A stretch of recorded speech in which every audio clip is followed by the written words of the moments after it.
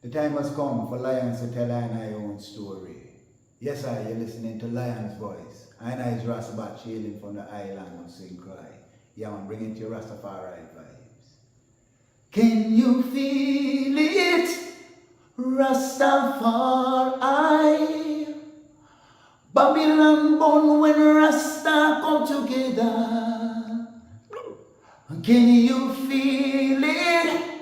Rastafari, because Babylon done when I and I come together.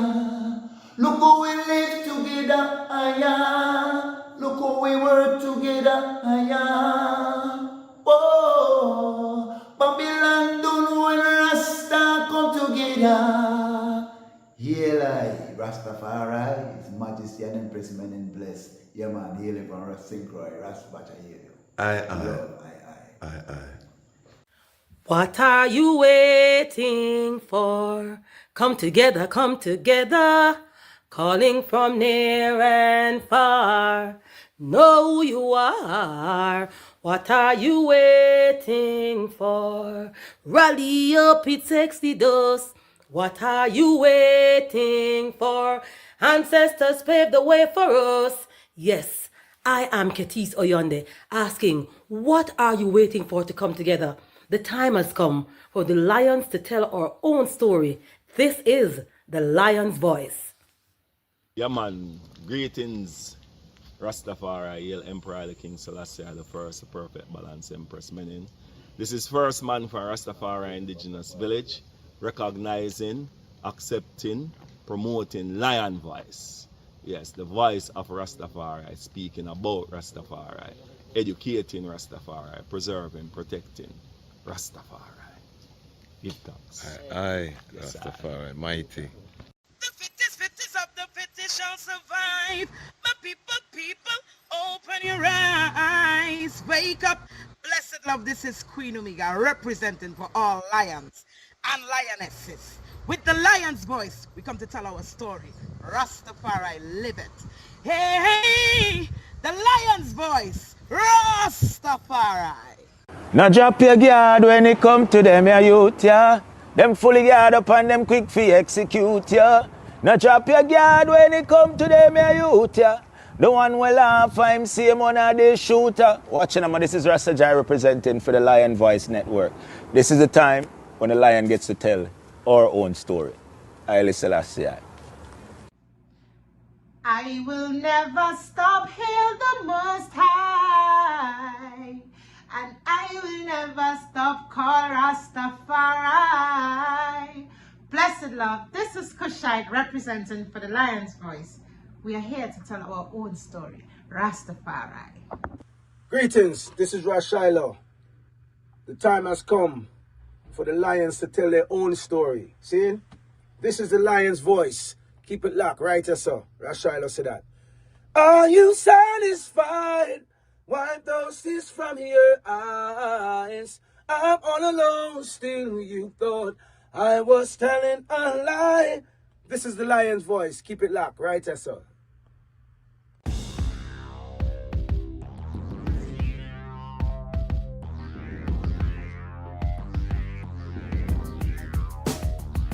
Well, Lion Voice, tell them that's the people first choice. Lion Voice, make the lioness them feel nice. Lion Voice, with the lion cubs we sacrifice. Lion Voice, got to show the people them the life. Lion Voice.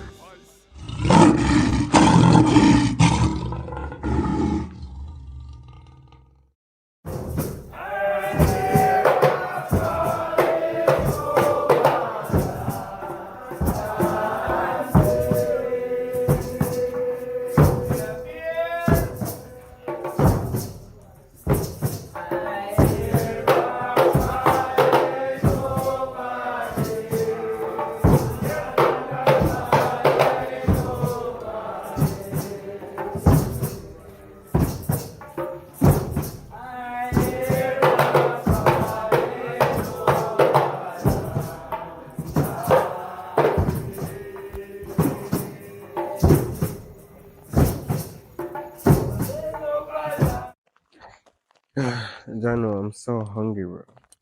I haven't eaten all day. Like, it started hurt me too. Like, what now could I eat right now? What about a city samosa?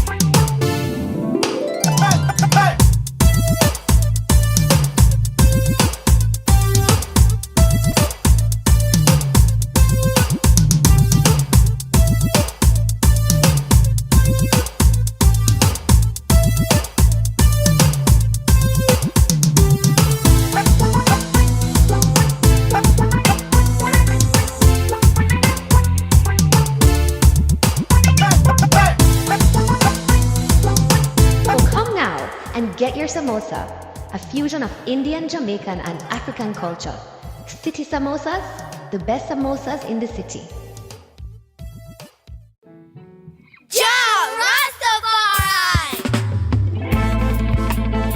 Them could never conquer the mountains. Thousands of years and counting. Ethiopia rise again unto the world. Now we are announcing. Them a plan for war, we a plan for peace. And now we see them wanna go dismantle the base. When the trumpet sound and the violence cease, how we say one go build up the cities. Well, them a plan for war, we a plan for peace. And now we see them wanna go dismantle the base. Rastafari crown as the Prince of Peace. Him tell the youths them fi build up them countries. Well, solar energy that them a see. The whole city powered by the sun's energy. The road them make out of hemp and concrete. Neighborhoods full of fruit trees that taste sweet. The youths put down them guns, them harvest and a reap. The beautiful gardens will line every street. Tired of the bloodshed, them done with the beef. Not even animals for that, them burn out the meat. Where people say Haile Selassie, I see Nile. When they see say him a treat the dirt like a child. Peace on earth from the banks of the Nile. That's why we giving thanks in style. See say Babylon a weapon, them a stockpile. Babylon a wicked, kill them brother and smile. Lion, Babylon a reptile. Them a plant fish, shed blood, we got plans for the soil. Them a plan for war, we a plan for peace. And now we see them wanna go dismantle the base. When the trumpet sound and the violence cease, how we say one go build up the cities. Well, them a plan for war, we a plan for peace. And now we see them wanna go dismantle the base. Rastafari crown as the Prince of Peace. Him tell the youths them fi build up them countries. No more gullies, proper sanitation. Proper toilets with proper filtration. Clean water for the youths them fi use. Our sons and daughters safe, no more child abuse. Africa arise, read it in the news. On the day when Rastafari ready, wicked have to move. 3D printing alongside hem shoes. Herb get legalized, hard drugs them get refused. Well, people used to say they bring him man senile. True himself he tried it with man, woman and child. Himself peace on earth from the banks of the Nile. That's why we give him thanks in.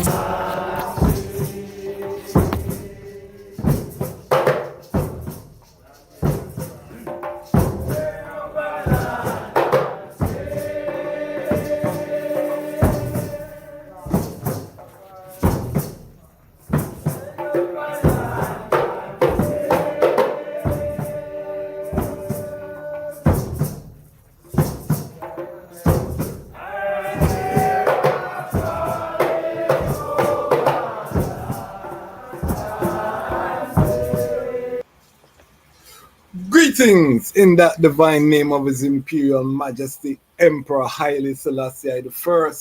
Glory and honor in the name of his chosen queen, Empress Waziri Menen. My name is Kwasi Bonsu, aka the Dejazmatch Kwasi, aka Ras Kwasi, aka the Reading Ras, aka the Pan-African Happy Man, creative industry attorney. I'm an author, I'm an artist, I'm an actionist, and right now I am the host of the Lion Voice Live. Welcome to Lion Voice Live, and welcome to the Lion Voice Network, where the Lions are telling our own story. It's Saturday. We're sealing up our Pan-African History Month, and you know it's time for the Reading Ras to take over tonight. Reading Ras on the front line, action-packed episode. We have our elder, Sekou Tafari, regular, one of our sponsors, Frontline Publishing, with his 3 books of the month. And we have some special guests coming out of Chicago. They're no stranger to this platform. I'm talking about the Oppong-Waddie family. Asantewaa, Dr. Asantewaa, Dr. Kwadwo are here with us tonight.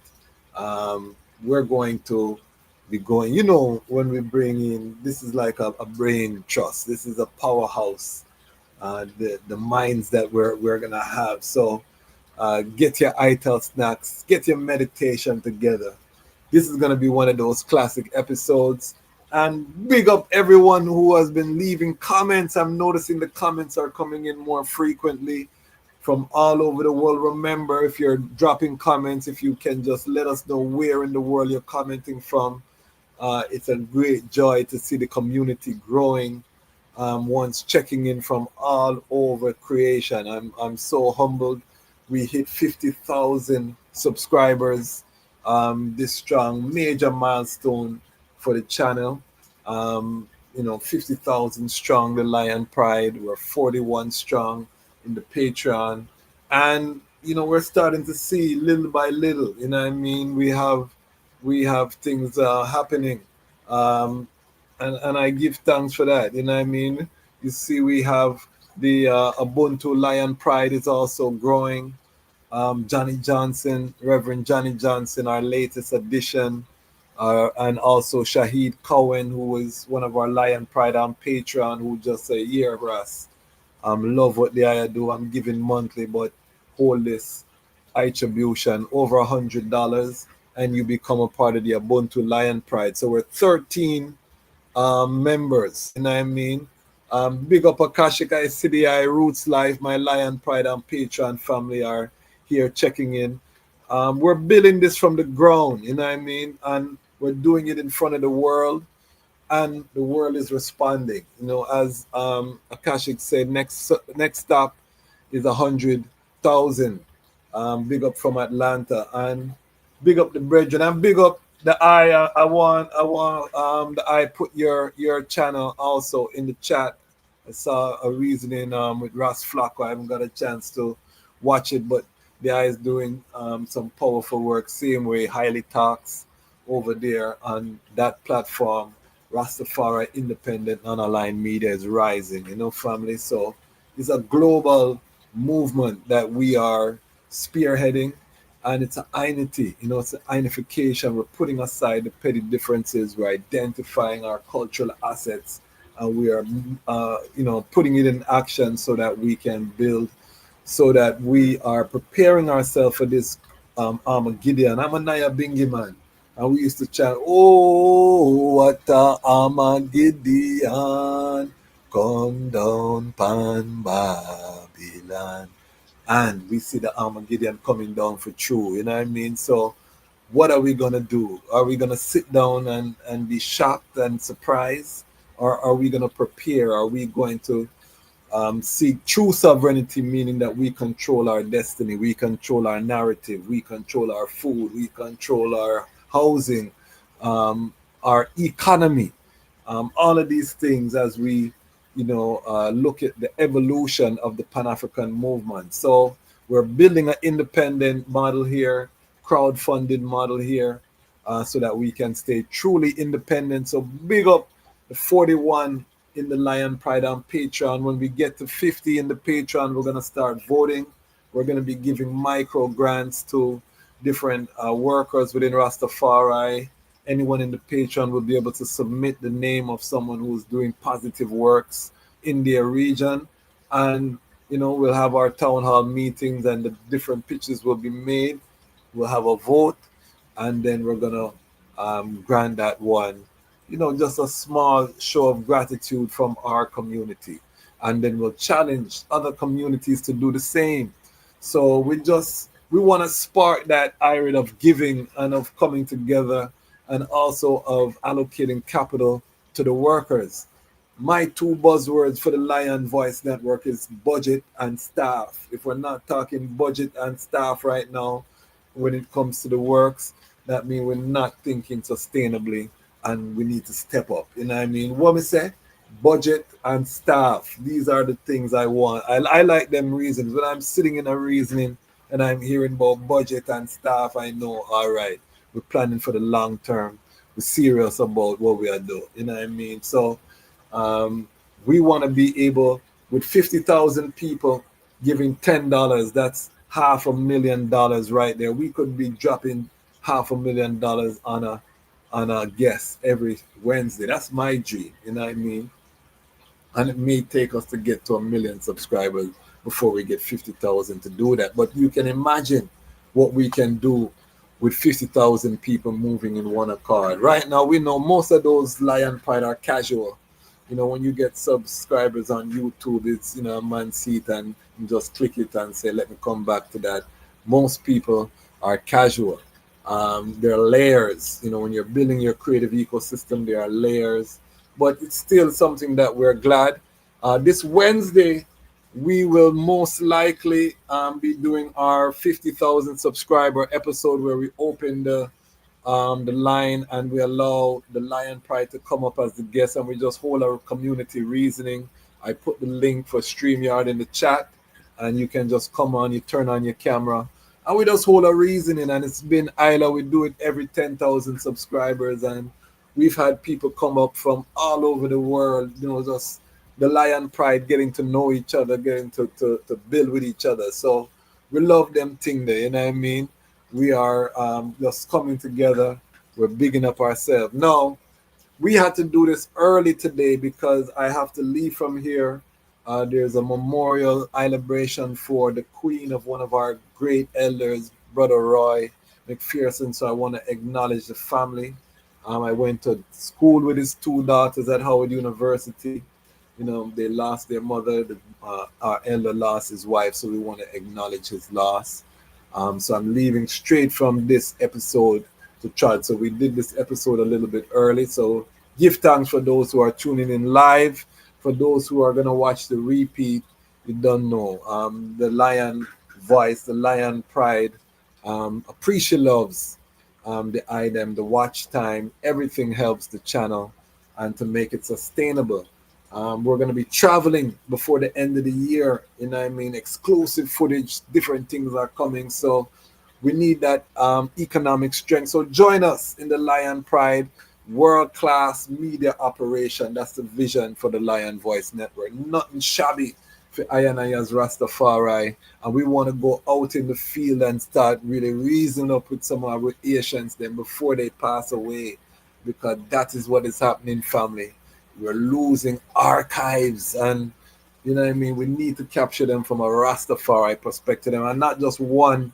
You know, that's why you hear I big up Rastafari independent media. We need multiple ones for no reason with a one, because I may stimulate a whole line of reasoning from an Asian that a next brethren not going to stimulate that. You know what I mean? So the more we can capture them from the different angles, everybody have their lane, but let us, you know, really fund ourselves to go out and capture this ice to money, you know what I mean? So when you support the Lion Voice Network, that's what you're supporting. You're supporting us owning and controlling our own narrative and having access. So a little girl who's in Zambia, you know what I mean, turn on our internet, go on YouTube and can hear from Asians from all over Asian sistering. They can see workers doing work. They can, yes, see artists too.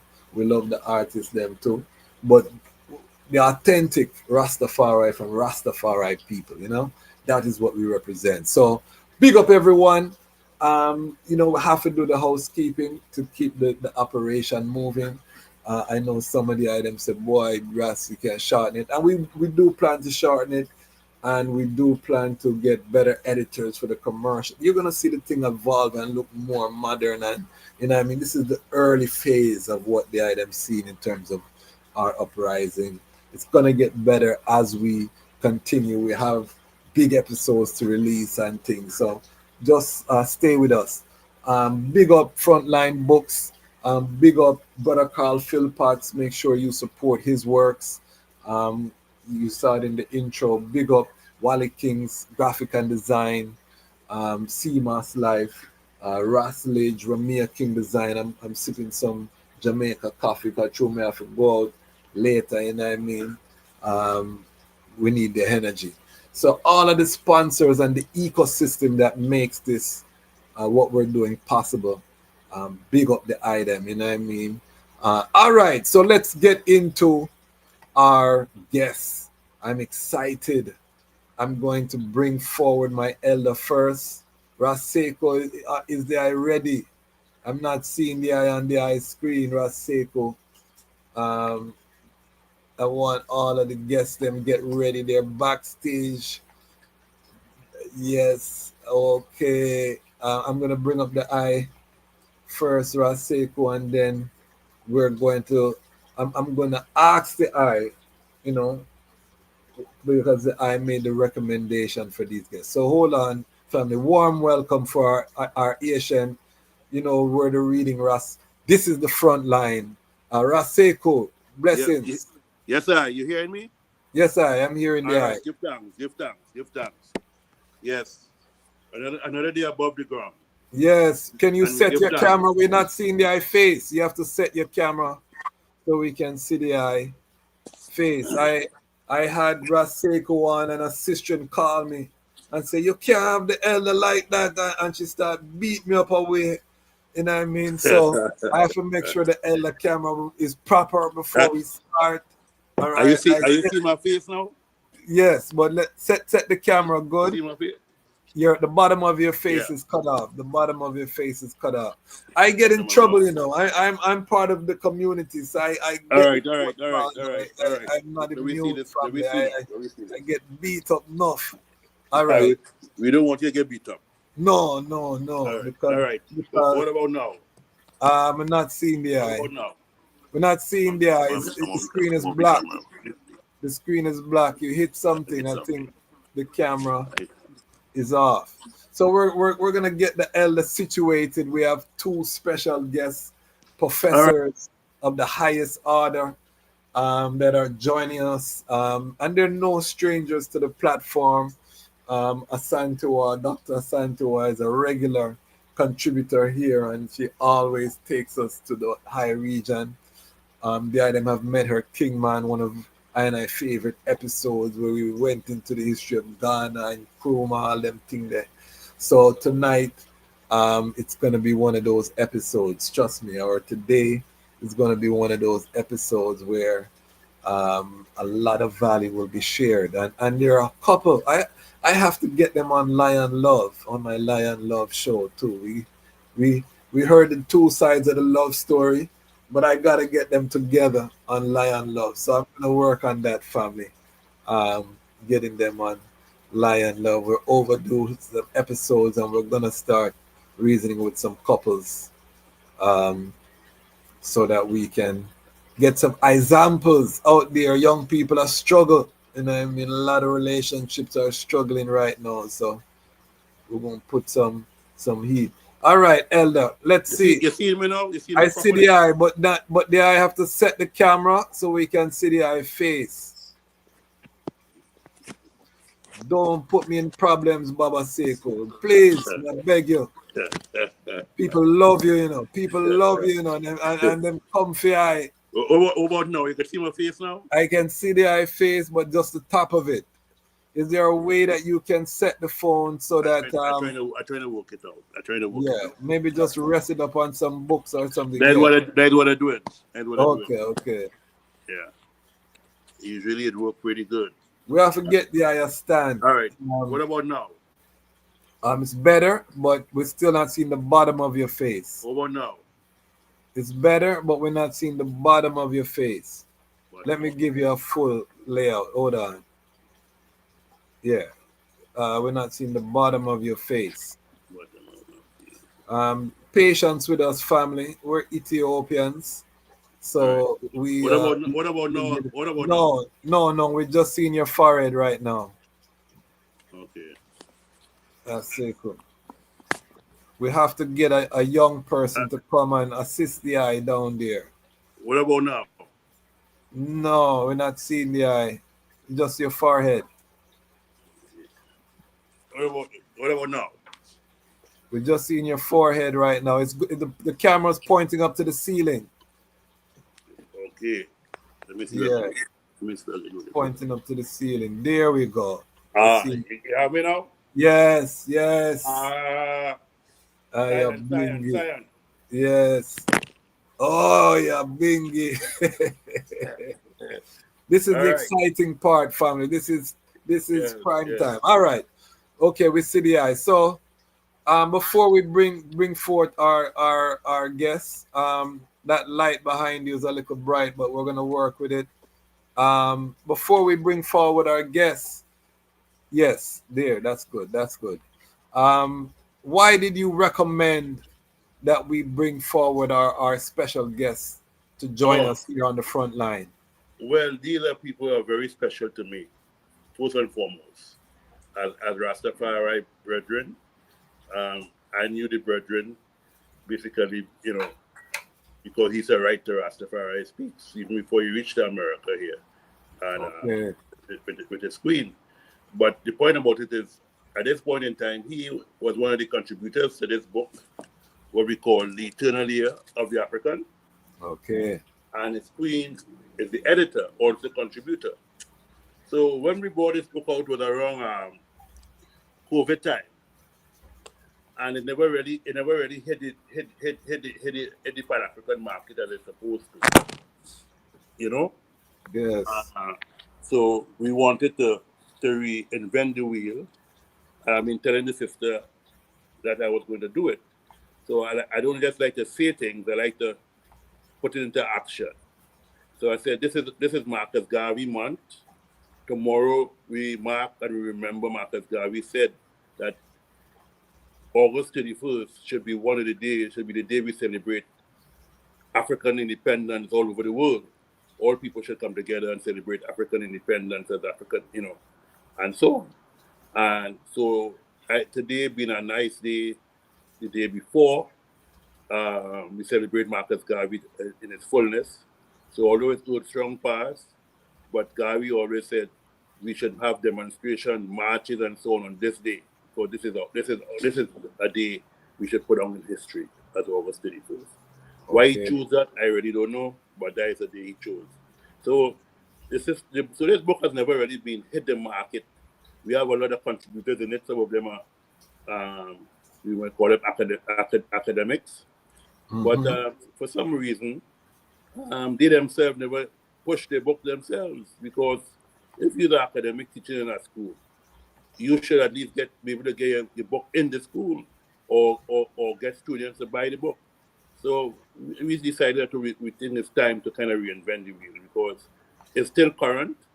We're dealing with the year of the return, and the editor and the contributor, along with our brethren, they could tell you more about this book, right? And both of them are scholars from coming from different angles. So I think that it was very important in this month of Garvey month to reinvent the wheel, and let us talk about the return, eternal year of return, which I think is vital, because this is the time now where African people all over the world must gather together and rally together and galvanize on the Pan-African vision that Garvey had in terms of time to return to the continent, time to return the Majesty Haile Selassie the first day that Africa awaits its creators. So we have all these bright people and intelligent people, scholars and all these different type of people, architects and all these different kind of people. It's time now to rally, because you see what's happening here in North America, what they call the United Snakes of America. It's moving like snakes for real. So, because you see that you're getting ready to take back all the rights that was given to us under 1964 Civil Rights Act. All these rights are getting ready to be taken back if the masses of black people, the masses of African people allow it in this country. Yes, but so we had to be careful that in this time, you know, you hear that start attacking the museum, they're attacking all kind of things with in relation to what African people fought for in this country. Africans living in America, blacks living in America. So we have to be mindful. So it's time for us to remember Marcus Garvey and to implement it, to live it now. We tired talking. We tired talking. I don't know if other than tired talking, but I tired talking. I want action now. Time to build corporations. Time to have time to raise funds using the Marcus Garvey method of crowdfunding. We didn't have no Facebook and no Instagram and no all these TikTok and all these different things. But he was able to raise millions of dollars and have factories and have Black Corps nurses and build ships, Black Star Line and all these different things. Start Printry and all these different things. So if we live in now in the 21st century and you tell me that we can rally, if we could rally 8 or 10 million people, right, and galvanize them under the UNI and the African Community League, why we today, who have all these so-called technology at our hand, where we have lawyers, we have doctors, we have politicians, we have scientists, it's about time. Let us rally the forces together and start to prepare to return to the motherland. Because why? Their Majesty said, he said, get ready, because Africa awaits its creator. Marcus Garvey said, Africa for the Africans at home and abroad. So we must remember that, and this is the time. You know, we have to use all the avenues at our disposal, all the different facilities, all the different machinery, and we give thanks for the Lion Pride. We give thanks because what? We need our propaganda machine. We need our machine to educate the people. We need these things because one of the first things, we set up 3 printers, 4 Printry, four different publishing houses in terms of 4 different papers Garvey set up, right? 4 different papers. First one he started off in Limon in Costa Rica. So we have to do the same thing. So it's power to Ras Kwasi and his family for, you know, making this contribution and Lion Pride and so on. And so we're here to take advantage of it and to ride the course. We give thanks. Thanks, give thanks, Ras Sekou. And as I say, you know, 50,000 people giving $10, that's $500,000 right there, that we can be mobilizing. So I hope that the Lion Pride is listening. We can make a difference. It's just we have to make that decision. So I'm going to introduce our guests. We have 2 very powerful guests. I want you to give a warm welcome. No strangers to the platform. We have Dr. Asantewaa and Dr. Kwadwo Oppong-Waddie. Yes. Blessings, family. Yes, I blessings. Rastafari. Isis, perfect. Here We are yes. Please, you know, for those who are new to the platform, please just introduce the guy themselves and you know, what you do professionally, and just give us a little synopsis. You're both gonna join us as the co-hosts today as we go through our elders' 3 book choices. So I want everyone to know who is hosting them today. Greetings. My name is Dr. Asantewaa Oppong-Waddie, and I am foremostly a wife and mother. That's what I do. That's my life work. And I need to say that I am not a career track woman, but I do work. So when I work in the world, my work is a professor of history, and I generally teach African American history, although I also teach American history and world history. And my heart's work, the work of my passion and my trod is bigging up the life and legacy of Empress Menen. So I consider myself a Menen scholar, and I want to say that twice, a Menen scholar. So that means that I'm going at it, I'm coming at her life from a historical perspective that does not mitigate or negate the mystical perspective. Both of those work hand in hand. You know what I'm saying? So, and their mysticism is going to keep going, and it has more revelations and layers than history. You know, but the historical side is also needed to build out a full context. So that's what I do is go for the historical side. I also am the founder of Empress Men Day Chicago, which is an annual celebration around her Earth light that celebrates not only her, but the women who walk in her light, even though they may not know that that's what they're doing. You know, they may not be aware that, you know, I'm wearing royalty and I'm coming in a divine order to set right things on this planet. They may not know that. And it takes us to point out, you know, that you doing this, sis, you know. Yeah, so we do that every year. Here in Chicago for the previous 10 years. We just celebrated 10 years of doing that and putting out the Empress Men Chronicles, the book. Nice. Yes, so that's me in a nutshell. Beautiful. I really, as I said, I always get positive comments every time that I come on the show. All right. And I father was a preacher, and you always have that, you know, the oratory skill. You know what I mean? It's one of my favorite guests when she start going to some history. I tell you, we're in for a treat. So, but behind or beside every queen, you know, there's a mighty king. So we want to hear from the king. Just introduce yourself, king. Yes, Dejazmatch. You know, you could have said it. You didn't need to change the word. Behind could still work, right? So we still give thanks. And before I go in, I want to congratulate you on the 50,000 mark, because, you know, like I said the other time, I remember joining when we were inching towards 300.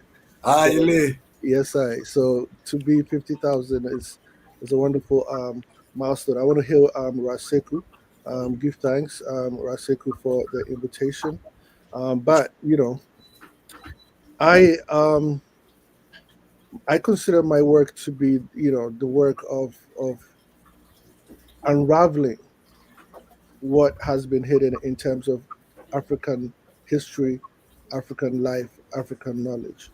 I think that one of the critical things that we sometimes lose sight of is the fact that when the Europeans colonized African people, they also colonized our ways of knowing and our information and our knowledge systems. So they put all those things in relegation. They banned us from even playing things such as the drums in certain localities. So whereas we claim to be free today, even though we all know that it is a surface level kind of freedom, we also have opportunities to bring forward this kind of knowledge that was suppressed during the colonial era. So I work on that. But in the formal sense, I do teach in the university as a professor who prepares teachers who are going into the classroom. So in education, and I teach a variety of subjects in education. Okay, give thanks. And together they are more powerful than the Avengers. I tell them. The children, you know, when you meet the children and the geniuses that they have cultivated, you know, powerful. And I believe all homeschooled as well. Yes. So you know, I mean, powerful. Ras Sekou, we're not seeing the eye. You're not seeing me no more? No. And I need to see the eye because I'm not getting in trouble for the eye, my elder. All right. I'm telling the eye. Hold on a minute. You have too much people that love the eye that would call me and say you need to fix the elder camera. I'm not gonna get beat up anymore. Huh? We can't play with Ras Sekou. He's one of our precious gems, you know what I mean? So presentation have to be right. The presentation have to be right. But we're gonna pull up. I'm gonna pull up in the meantime I want everyone to go to thefrontline.com. Part of this monthly program is to drive traffic to our elders' site. This is the #1 Rastafari publisher on the planet. So we want to drive some economics through the platform. So I'm asking the Lion Pride who are live, who will watch this in the future, put aside a little bit of your budget once a month, even buy a book off of the platform. You know what I mean? Let us drive. We all have to build our true berries. That's part of being a Rastafari man and woman. Every Rastafari is supposed to have their private true berry, as Empress Menen and His Majesty had their private true berry. That's part of the liberty. Remember, I am the reading Ras. So I'm always going to advocate for the reading of physical books, but I want us to really support. So make sure Frontline, DIFrontline.com. It's a very idleable website, very easy to navigate. All of the books are here, the prices. We have some sales going on. And as Ras Sekou tells us about the book, we're going to pull it up here on the screen so that the item can see it. And again, we're just encouraging the family, go to the website and support.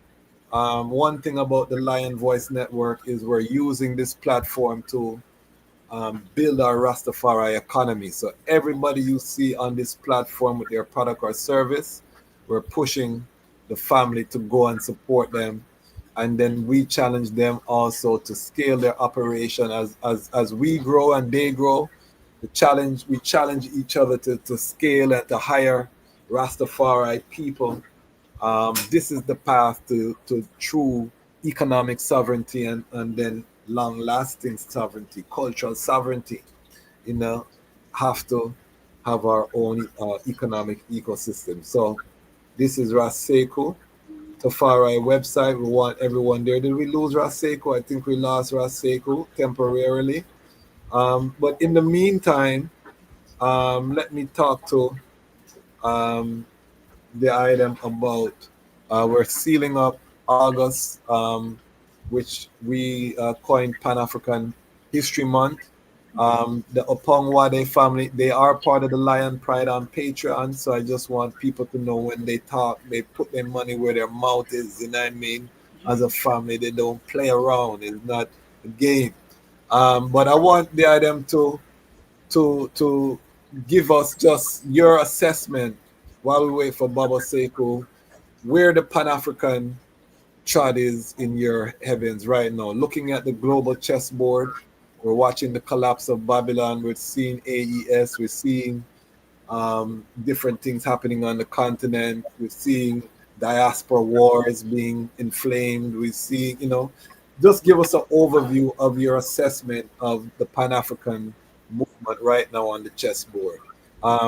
Asantewaa, Dr. Asantewaa, and then Dr. Kocha. True. Give thanks, Dejazmatch Kwasi, for the question. And you know what? I was remiss in my introduction. I did not thank Ras Sekou Tafari, who had such faith in this vision. So we wouldn't even be here if when I approached him about this project, if he didn't take it, if he didn't have the heart to take it, even though in many ways it was unconventional and, coming, the distant back runner, So I hate to say that, but that's really what it was. And things were in shambles, and he believed in this vision. So give thanks, Ras Sekou. But just looking at the Pan-African outlook, there are several things that are disappointing me right now. But I'm also looking at the bright side of the things that are happening on the continent of Africa. I just was at a midwifery retreat, and one of the things that came up was that that Ibrahim Traore is stopping mosquito abatement in Burkina Faso, and the hope that arises, because we know that we are in an ecosystem. It's literal, it's not fictional or fictive. When you move one thing in this ecosystem, even if you feel that mosquitoes are a problem, I don't think anybody wants to hug them. But I'm just saying, It is here for a reason, and when you move it, you will invariably affect the health of human beings. So just seeing a president moving on that level is just, there's so much hope there. But I want to use this like 1 minute segment here to say that the divisions that are coming up amongst us with the Foundational Black Americans and the African Descendants of Slavery ADOS organization, um, it's a saddening thing. And as someone who teaches history, it is not a historically sound position. And it is a new divide and rule. Like, if anyone thinks that the US government is going to cut a check and give to people who they don't owe, you must not know this government. Um, in the end, I think as a group we can solve this problem together, and it is upon us to look at these new terms that are not emerging from us, but coming to define us, and say, absolutely not. You have defined us in the past. You have set brother against brother. That's how you got us, out of the continent of Africa. Divide and rule is an old tactic. You know what I'm saying? And you win every time when you do it, but not this time. And I'm Yes. counting on my people to know that. And let's have a discussion and put everything out there. Let's educate ourselves around this. Give thanks for that. And I want to hear from the King Man. Same question. You hear me? Yes, I hear the Okay, all right. Ras Sekou, yes, sir. Yes, Dr. Kojo, the state of the Pan-African world right now, how do I see it? True. Give thanks for the question. I think that the Pan-African world is strong. The Pan-African ideals are still firm. The Pan-African ideals are still implanted in our societies. I think that right now, as you mentioned earlier on, we see the alliance of Sahelian states in West Africa who have turn things around for their populations. And I think that a lot of African countries are also watching and are eager to be a part of such a movement, even though we also have to say that there are detractors who are still looking forward to Babylon and trying to do as they say. But there are certain things that have also spurred the Pan African sentiment all over the world. I think somebody just mentioned earlier on that when Marcus Garvey was pushing his agenda and vision, he did so without the use of the internet or modern communication systems. Today, the internet is one of the things that has allowed people, particularly in the Western world, who prior to the internet, most people had a very negative view of Africa because the whole idea was this Tarzan system where black people were just swinging from trees in Africa. They didn't have any homes or what have you. The internet is allowing people to peek in to how life is on the motherland. And also, I think that, everywhere you go, particularly in the Caribbean, you hear people talking about their love of African movies. So even though those people may not necessarily be Pan-Africanists, Yes. they don't feel estranged from the motherland in terms of how things used to be in the past. So in that way, I think that these devices have also brought us together as a people. Now, in terms of the diaspora wars, I think that the diaspora wars speak to the fact that the authorities, the Babylon system, sees the coming together of African people, sees the determination that African people are beginning to exercise and implement, and therefore they, as Empress Asantewaa said, they always come up with their divide and rule system. So now they've come up with this divide and rule system again, trying to divide us under the context of foundational Black Americans and ADOS. Now, I want to say that nobody is against ADOS or people who are born in the United States who may seek to have certain advantages that the United States government bestows upon them. But you don't have to do that at the expense of the entire African race. You don't have to do that in opposition to people from the Caribbean. You don't have to do that in opposition to people from the motherland. I think that Pan-Africanism defeats all those sentiments, and we will not move forward as a people if we embrace such divisions. I want to take this opportunity to remind your viewers here that every major thing that has happened in the Western world for the progress of Black people has happened with the full support of Black people, African people in the Caribbean and also in Africa, right? I mean, when we take Brown versus Board of Education, the American government had to pass Brown versus Board of Education 5 days before the arrival of His Imperial Majesty Emperor Haile Selassie I to the United States as a way of showing him that they are making progress with regards to Black people here. In the same way, when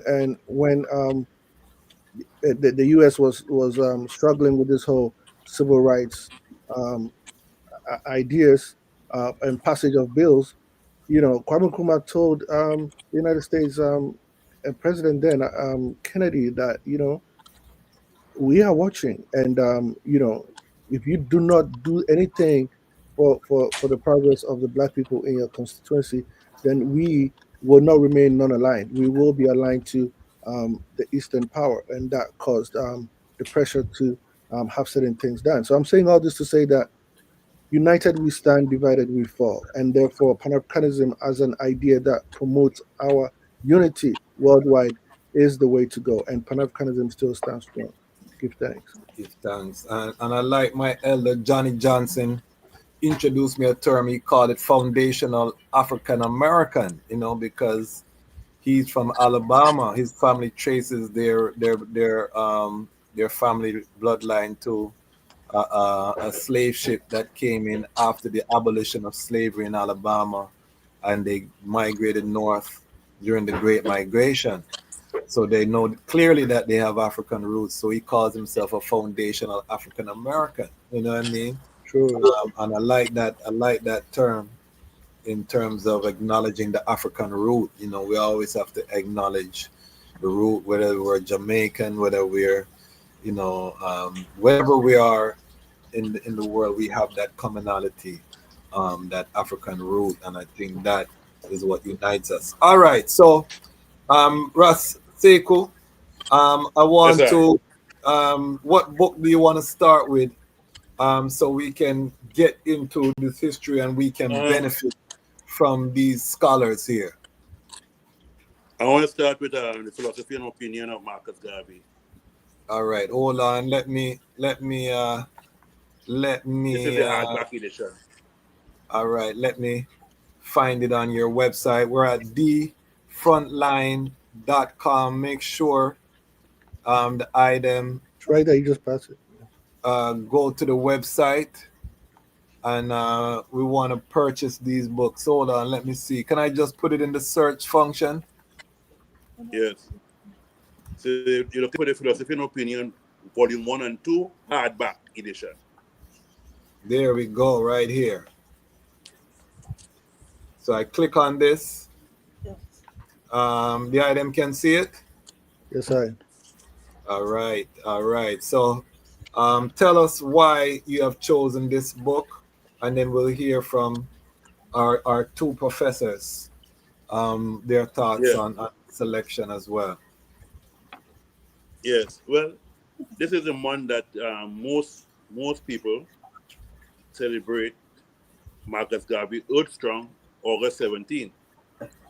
And I think it's fit that the philosophy and opinion, especially the hardback edition, we have a paperback edition as well, which we sell for $18, but the hardback edition, we sell for $55, and we have the index in it. So there's no other hardback edition outside of Frontline. And we have a index, which most of the philosophy and opinions don't have an index. We have also put an index in the paperback edition. And it's very unique. It's very unique because if you open the inside, if you take off the flap, this is what it looks like, the actual cover. You understand? So we want to, because we figure when we pay tribute to some of our foundation master, you know, if it wasn't for Garvey, we wouldn't have the whole idea of even African independence and Caribbean independence, you know. So Garvey set that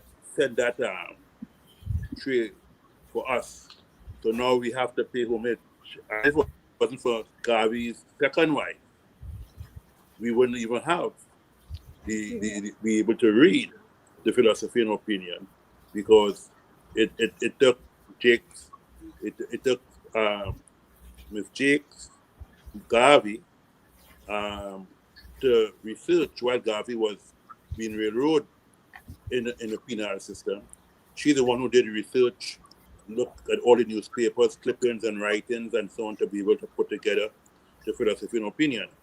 Otherwise, we wouldn't have that philosophy and opinion, volume 1 and 2, which to me is a great feat, you know. So here it comes again, our sister Amy Jakes Garvey, the second wife of Marcus Garvey, was able to take her own initiative, her own finance, and put together the research, get together the book, and then put it out to the masses of people. Otherwise, Garvey's name itself would have been lost. And we must know that if it wasn't for Amy Jacques Garvey, we wouldn't have volume 1 and volume 2. She also had another volume 3, which she did with her from Nigeria. But volume 1 and 2 stands out, really stands out. And so therefore we think that it was very pertinent, as tomorrow is we celebrate the independence of African people worldwide, globally. And we remember it was so many people who were part of the Garvey movement, people who we don't even remember, people like Ho Chi Minh, who was leader of the Vietnamese Revolution.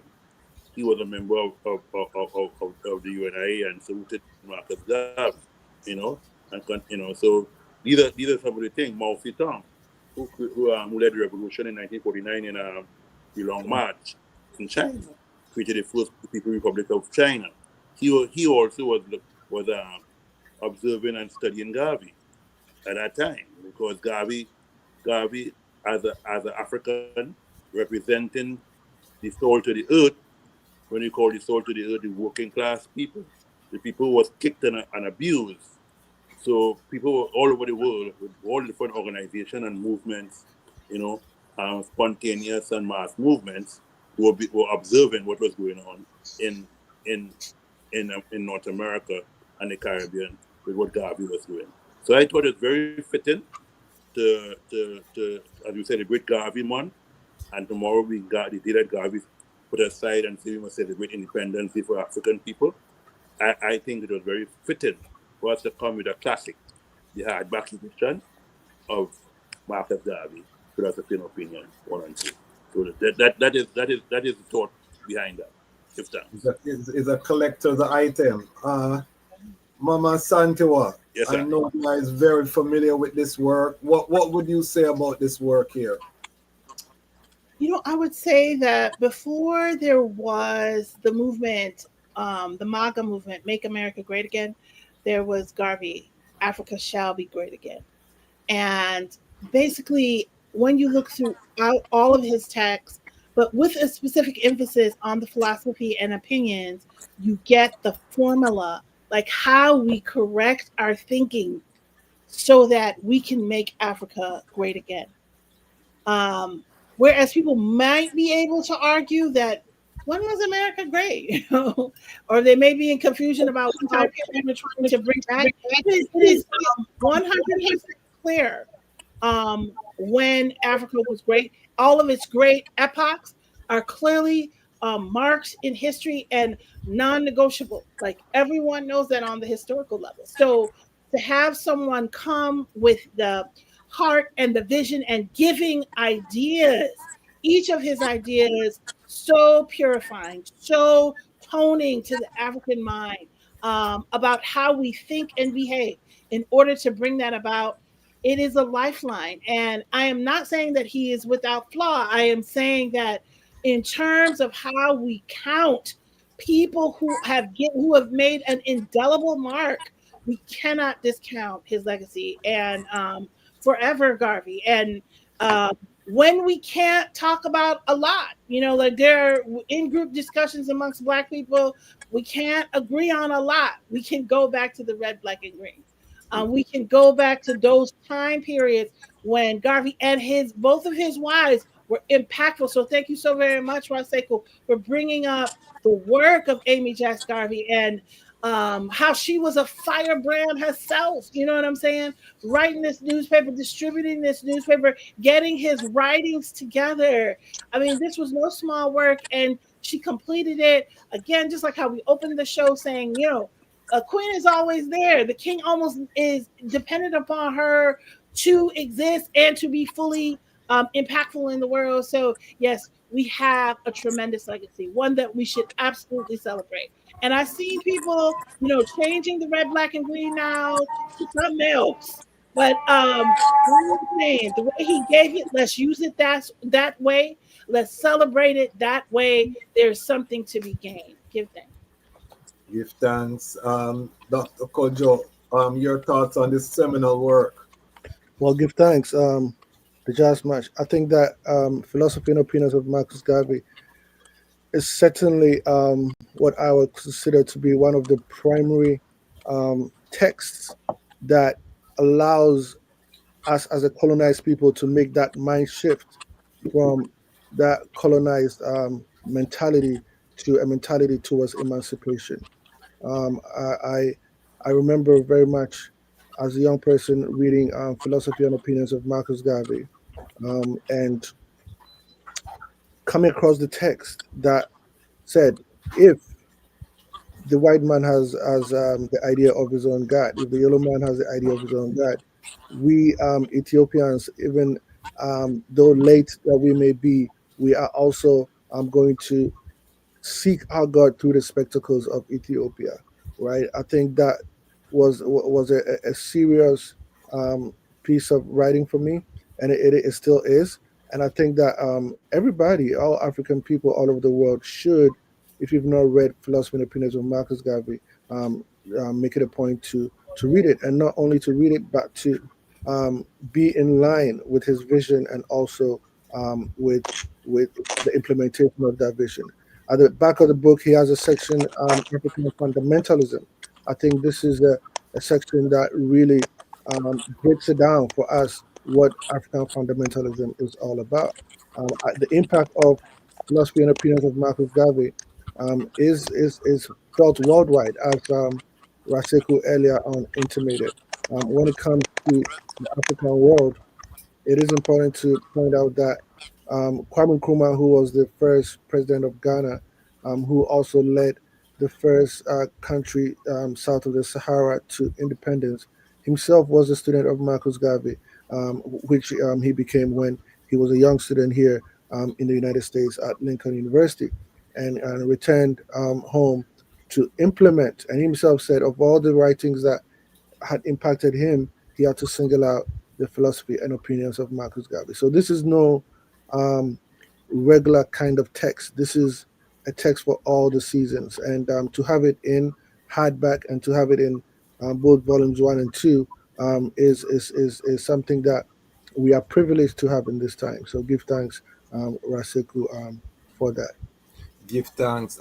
So did you read this when you were a youth in Ghana, or and how old were you, and how did you come upon it in Ghana, and how popular is this book in Ghana? Well, thank you for the question. So when I first read Philosophy and Opinions of Marcus Garvey, I was about 17 or 18 years old. Maybe even a little younger. But I remember, getting a copy of an old one, and we just didn't leave it, right? This book is popular in Ghana today, and it was popular in Ghana back then. And also, Ghana also had a UNIA chapter back in the 1920s and 1930s. So, it's such a powerful book. I think that it has not only impacted myself but all the people that I came up with.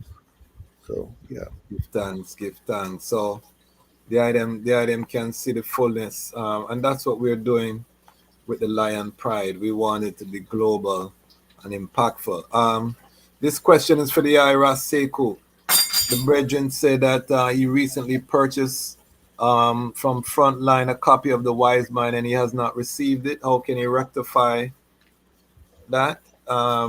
Is there a way that ones can contact Frontline to follow up on their order? Hold on. Sorry, Ras Sekou, the eye is muted. Ras Sekou? Ras Sekou? Yes, sir. Yes. Did I see that question? No, I ain't see it. You know what you know? Someone was basically saying that they ordered a book from Frontline and they haven't received their order yet. They were trying to see how they can. The post office is coming. Did he check the tracking number? Because we send a tracking number to him. Okay. So, brethren, this is Steve Williams. Yeah, this is the tracking number. You will see when the book going to be delivered through the post office. Yeah, I have some feedback there coming in. Is there somebody trying to call and you know? Okay. Let me see if we can. Let's see, want me to go out and come back in? Yes, please. Because the feedback is. I'll do that. Sorry, give thanks. So while we get Ras Sekou line together, I just want to say that again. I'm encouraging everyone watching, go to thefrontline.com, order the book. Let's circulate the Rastafari Pan-African dollar. And I want to see our elder be able to hire a full-time staff, and be able to scale. And we have Frontline books all over the continent. If Bezos can do it with Amazon, we should be able to fuel our elder to build his own book operation. Powerful book operation as well. This is how we have to think. It's not just going to a reggae show and wave a flag anymore. You know what I mean? It's not just you Rastafari for yourself and you feel good because you for yourself. No, we got to build community institutions, businesses that are strong and can employ people. That is where the child must go now. And that is where I will lead, to the divine power. So, philosophies and opinion. Let me pull that up again.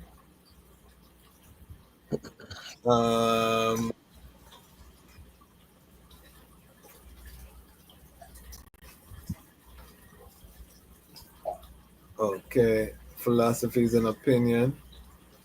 ICDI statement there, Akeem. I would just say send the elder an email at the website, and I'm sure now it's on the radar that the elder should be. About Kwasi, I'm gonna have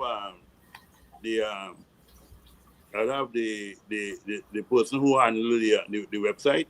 Yes. I'll have him send back out send him an email with his with the tracking number, because that was supposed to be sent out a few days ago, since they were on Monday or Tuesday. Okay. So the tracking number will tell him when the book was supposed to be delivered. Yes. Yeah. So give thanks. So we'll sort it out, but you see the service. Don't make businesses. Yeah, but we did send the tracking information, or he was supposed to send the tracking information to the brother. So when I come off the call, I would check to see if he did. All right, give thanks. If the eye can adjust your camera just a little bit, we're not seeing the top of the eye head, and we're seeing the eye knees. Yes, no worries, Akeem. We'll make sure we sort out the eye. Yeah, no, it's off now. I was a little nervous for you to tell you to move the camera, but true I don't want to get the phone calls, Ras Sekou, I'm very cognizant. The people love you like cooked food, and I can't give them anything less than the best from the eye. But family, we have 2 more books that we have been selected by our elder. If you are just coming to the platform, this is Reading Ras on the Front Line. This is a monthly program where we have our elders choose 3 books from the Frontline Books catalog, and we go over the books, we highlight the books, and it's about spurring economic activity. It's about making the reading of physical books part of the Rastafari liberty, or maintaining that as an integral part of the Rastafari liberty, because we know a lot of scrolling is taking place right now, and we have nothing against scrolling, but there's nothing like reading physical books. You know what I mean? There's nothing like holding a book, reading a book. It's an ancient technology, and it's something that the internet can crash anytime, and we don't have access to all of that knowledge on the internet. But if you have your Trueberry,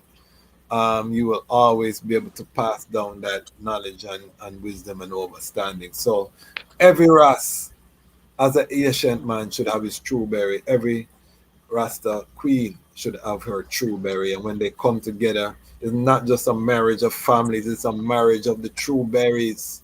You know what I mean? Coming together, those knowledge that has to be part of our culture. All right, Ras Sekou, what is the next selection?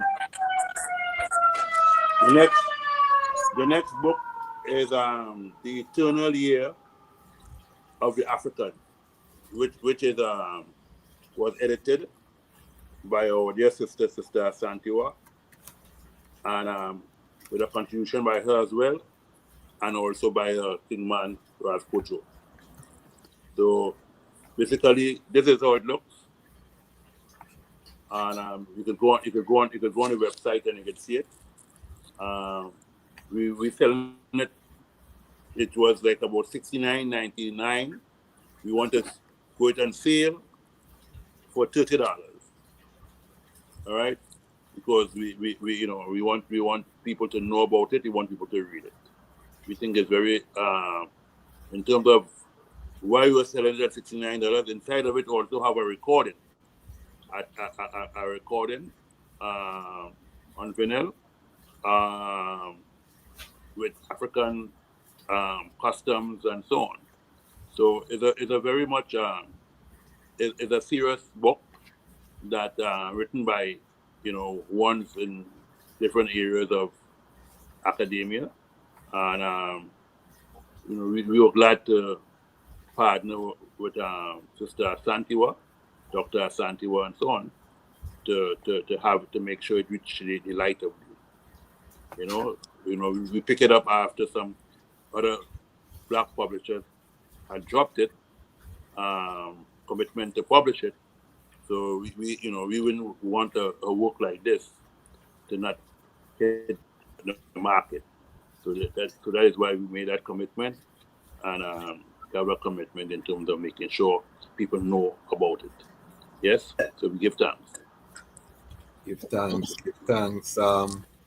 It's a powerful work.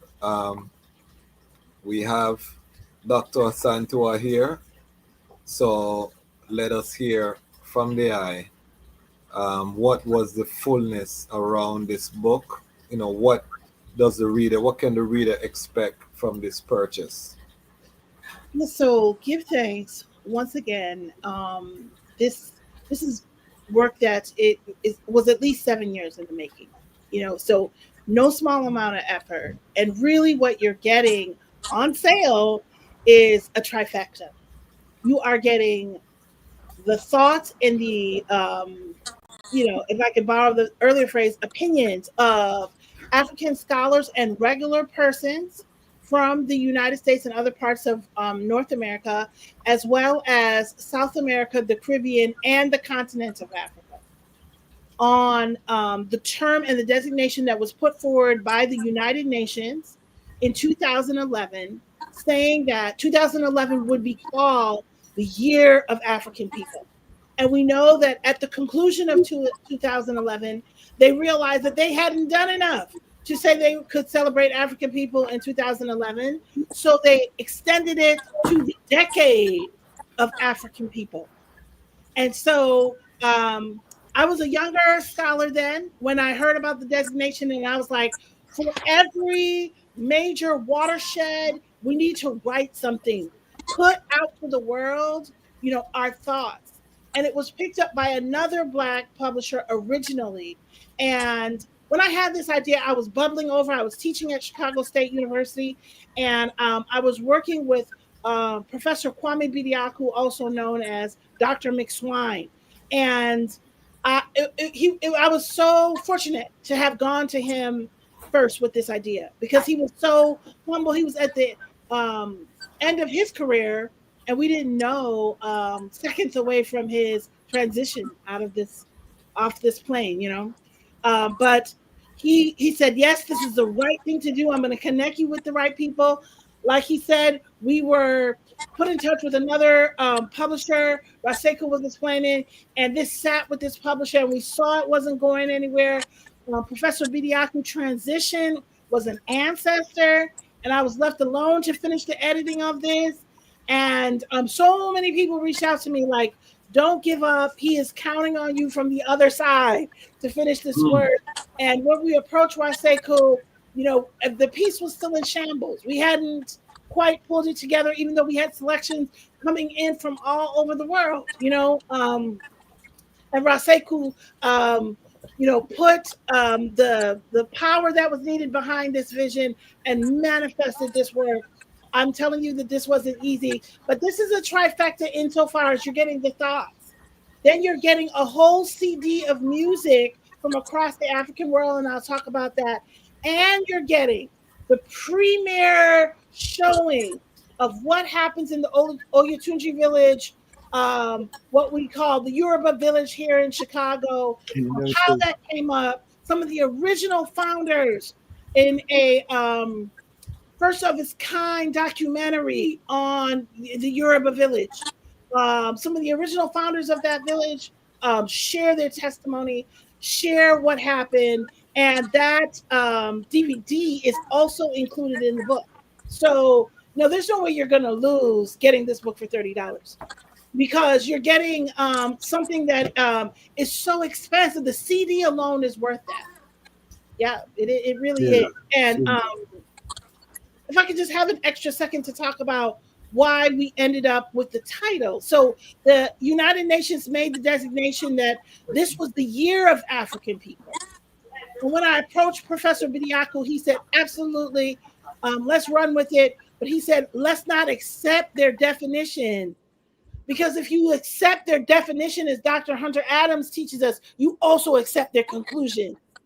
So you don't accept the definition of a year. He said, we have never accepted their timeline. We have never accepted that their timeline is correct. Whereas they see it as 1 year, it is always our year. And he introduced me to the concept of Septepi, which is from the ancient Nile Valley, that is the blessed and sacred moment of creation, saying that we can restart time anytime we want it. We are never like, oh, you're stuck in 2011. That was your year and now it's over. It's all we at any point in any time we can start our year all over again. We have that ability to reset time. And in the volume, he walks through how we come to that, how we purge ourselves of European thinking and get back on an African-centered frequency. I love Professor Bidiaku. His essay is the first in the book for several reasons, but one of the things he tries to get into us is that Black studies did not come to the university to be a neat, nice little department, along with, say, history and anthropology and science. It came to revolutionize for the same reason that everybody who's about the business of learning wants to study Latin. That's the same reason why everybody needs to study Black studies, right? You study Latin so that you understand the origin of things. And so if you're dealing with science, if you're dealing with math, if you're dealing with computer science, no matter, if you want to know the origin of things, you must come back to Black, right? So Black Studies wasn't here to be neat and to shut up and to be quaint and to just have a few professors putting out a few publications. No, it is on its face a revolutionary act to say we are here to study Black in an institution that was made to erase Black culture. It comes to upset that and to turn it on its head and to restart, essentially bring out Septepi wherever it is. It doesn't matter if we're studying in community as locals, Rastafarites, sitting down, reasoning, or if we're in the university. It doesn't matter. Wherever it is being shared, it is meant to upset the order. It is meant to purge and to purify what is here. Yeah. So that's why we said the eternal year, meaning don't try to define it. You know, it is a defiant stance. And as he said, we are protected. We are not afraid insofar as we were making that stand. We are protected. We are protected. And there are prayers and incantations right in the front of the book that we put this volume out with. And we believe that it will live up to. Yes. Yes. Yes. All right. Give thanks.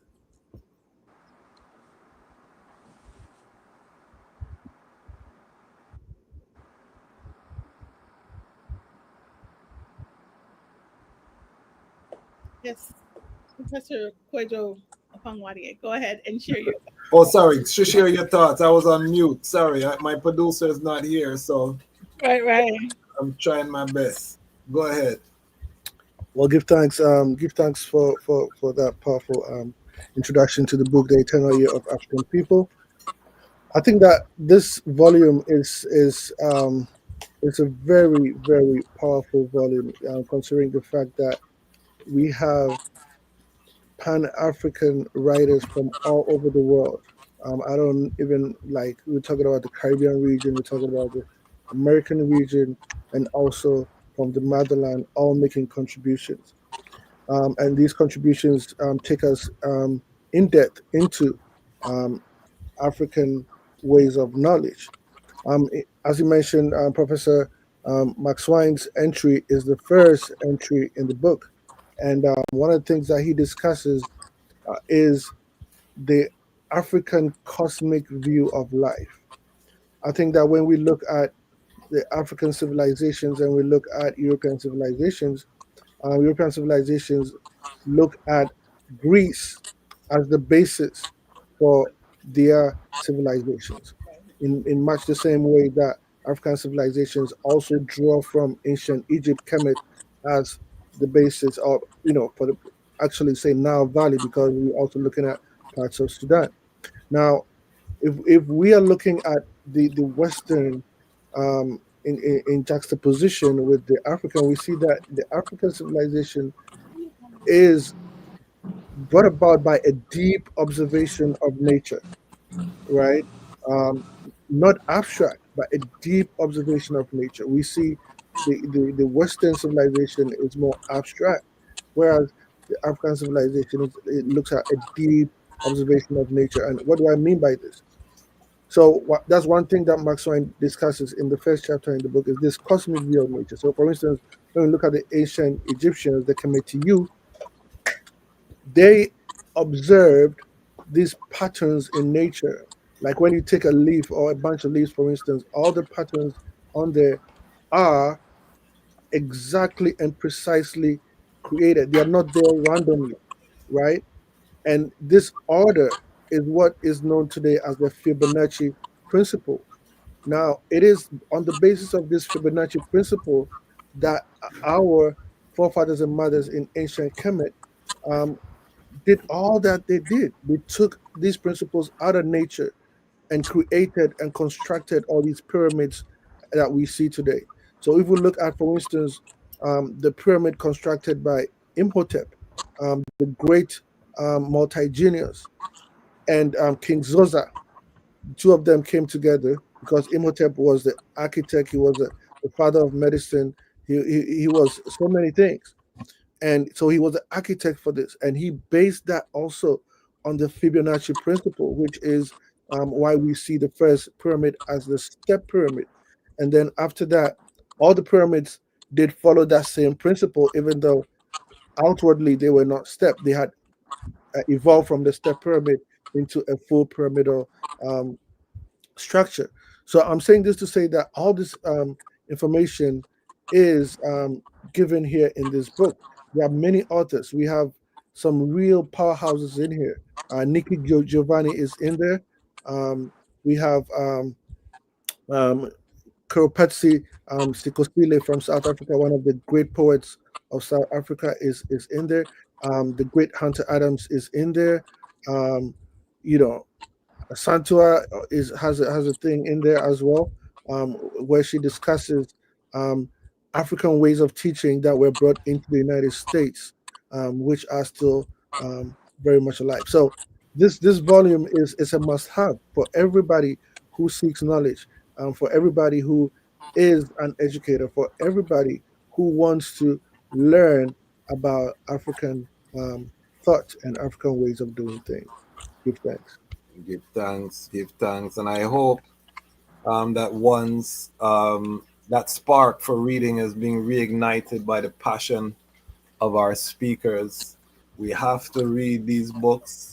And again, just getting the Lion Pride as part of our Lion Pride culture, if we can put aside a little bit of money every month or every other month and purchase a book from Frontline, let's centralize some of this economic strength with our elder Ras Sekou, #1 Rastafari publisher historically up to this time. And he has partnered with the Lion Voice Network. So he's one of our sponsors.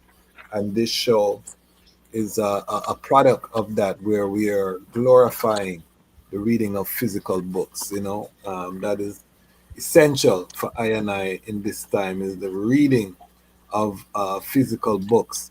All right, so Ras Sekou, That's all right. the final book. What's the?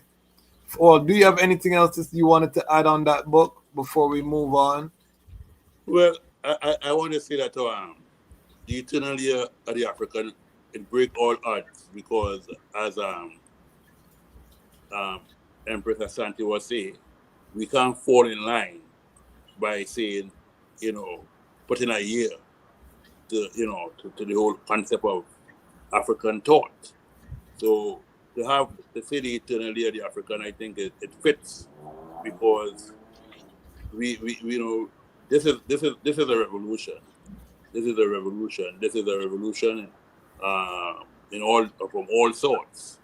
Revolution of the mind, revolution of the whole idea of economics, the whole idea of social build up, the whole idea of politics and not politics. So like what is going on in Africa today with the young people waking up, it is part of the eternal year of the African. Where you see young people waking up and rising up and speaking out in places like Kenya and so on. It's very fundamental at this point in time for African people. So African people, we can't put our time on in terms of African thought and African perspective.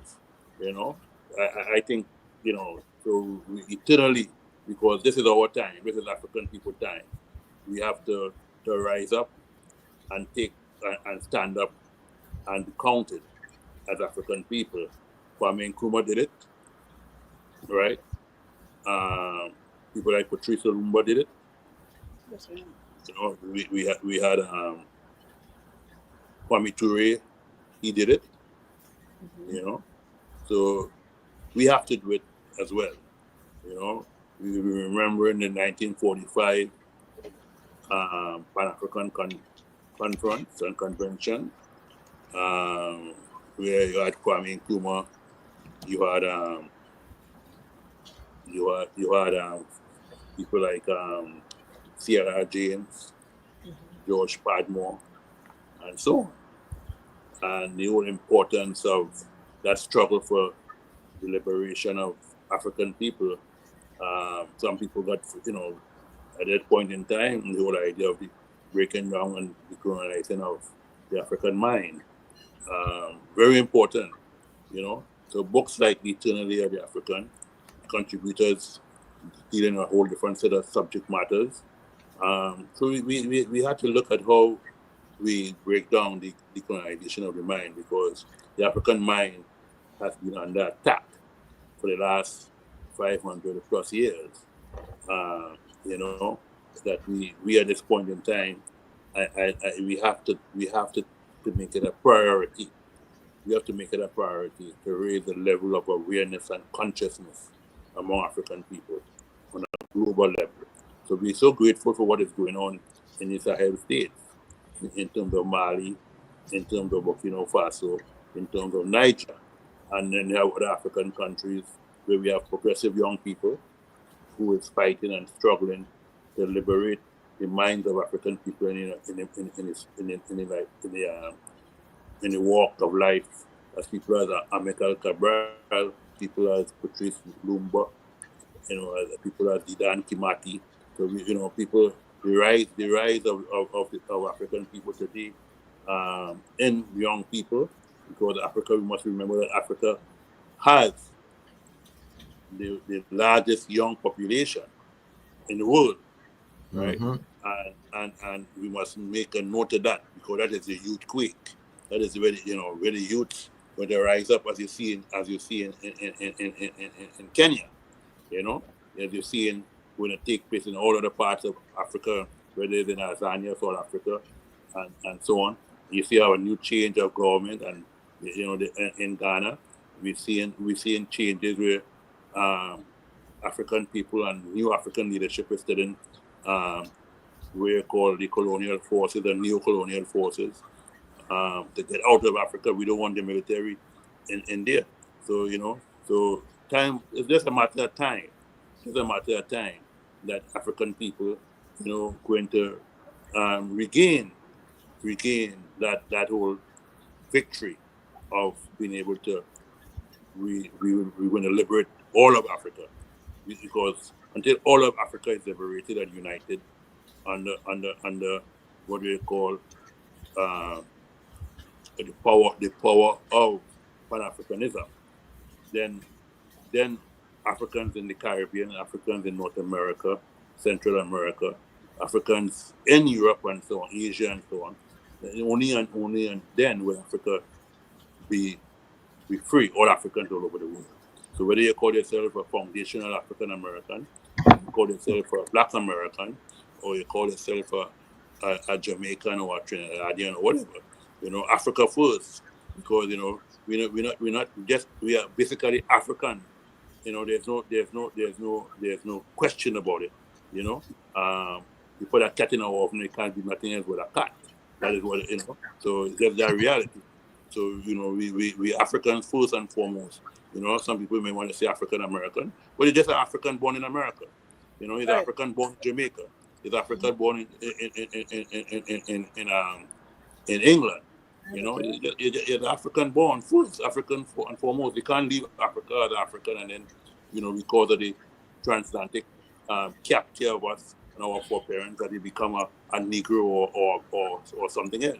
We remain African, and we always stand for Africa. And until all Africa is free, united, you know, then all Africans in other parts of the world would become free and united. Just as how China, when China became liberated in 1949, the Chinese man now became liberated all over the world. Chinese man didn't have a voice before then. China man didn't have a voice before 1949, right? Up until that liberation of the Chinese man in China, mainland China, then you see the Chinese man have a voice today. That today China is now the second largest economy in the world, right? Following the United States in just a matter of time. 18 trillion dollars, you have a GDP in you know, of China, and while you have the United States have a GDP of what, 26.7 trillion dollars, but you have a high what you call deficit of about 37 trillion dollars. So, you know, so we're looking at what's going on in the world, because we have to be aware of what's going on in the world, especially on all levels, economic, social, political, spiritual, cultural. We have to be aware, because Africa, this is Africa day now. This is Africa time now. Garvey must look from wherever he is and know that we are continuing the works of his great works of looking to liberate Africa in every form and every way. Because all the others who came, Thomas Sankara, Mikhail Cabral, Didan Kimati, and all the others great freedom fighters, Kwame Nkrumah, we have to give that salute to Sekou Touré, and all those great freedom fighters. We must remember them. They have Samara Machel, our great leader in Mozambique, and so on. Sam Njumo from Namibia. All the great freedom fighters, Nelson Mandela, Mandela, and so on. So, yes, so the struggle continues, and the struggle for Africa unification. Same way, we want Africa to unite, we want Rastafari to unite, but as Rastafari, we are part of this full struggle, continuing full struggle of the Pan-African global. We have to stand up for Africa unification. So we give thanks, fundamental work, the eternity of Africa. And we want to pass the word around that people must read a book, not read books, because they're getting about 30 brilliant contributors from across the diaspora. We're gonna highlight it. We're gonna highlight it here. We're gonna continue to highlight it. Dr. Asantewaa, I wanted to block another sound on it. Yes, I just want to say before sealing up on this that there are the major headings in the book are political science, language, literature, education, culture and the arts, spirituality. We also have a section on visual artwork as well as music and film. So you're getting such a wide swath of information. And for example, you may think, well, I already know about Black people in education. But if I look at my own submission to the book, one of the seminal things that I contributed to the book was methodology in the classroom. Yeah, everybody knows African-centeredness. Everybody can teach it. But do you teach it the way Socrates taught his students in Greece? That is that you line them up, all facing the front, and speak to them? Is that the way you teach? Or are you going to switch the methodology to be more in conjunction with how the brain works, right? With how the brain absorbs information into the long-term memory section, right?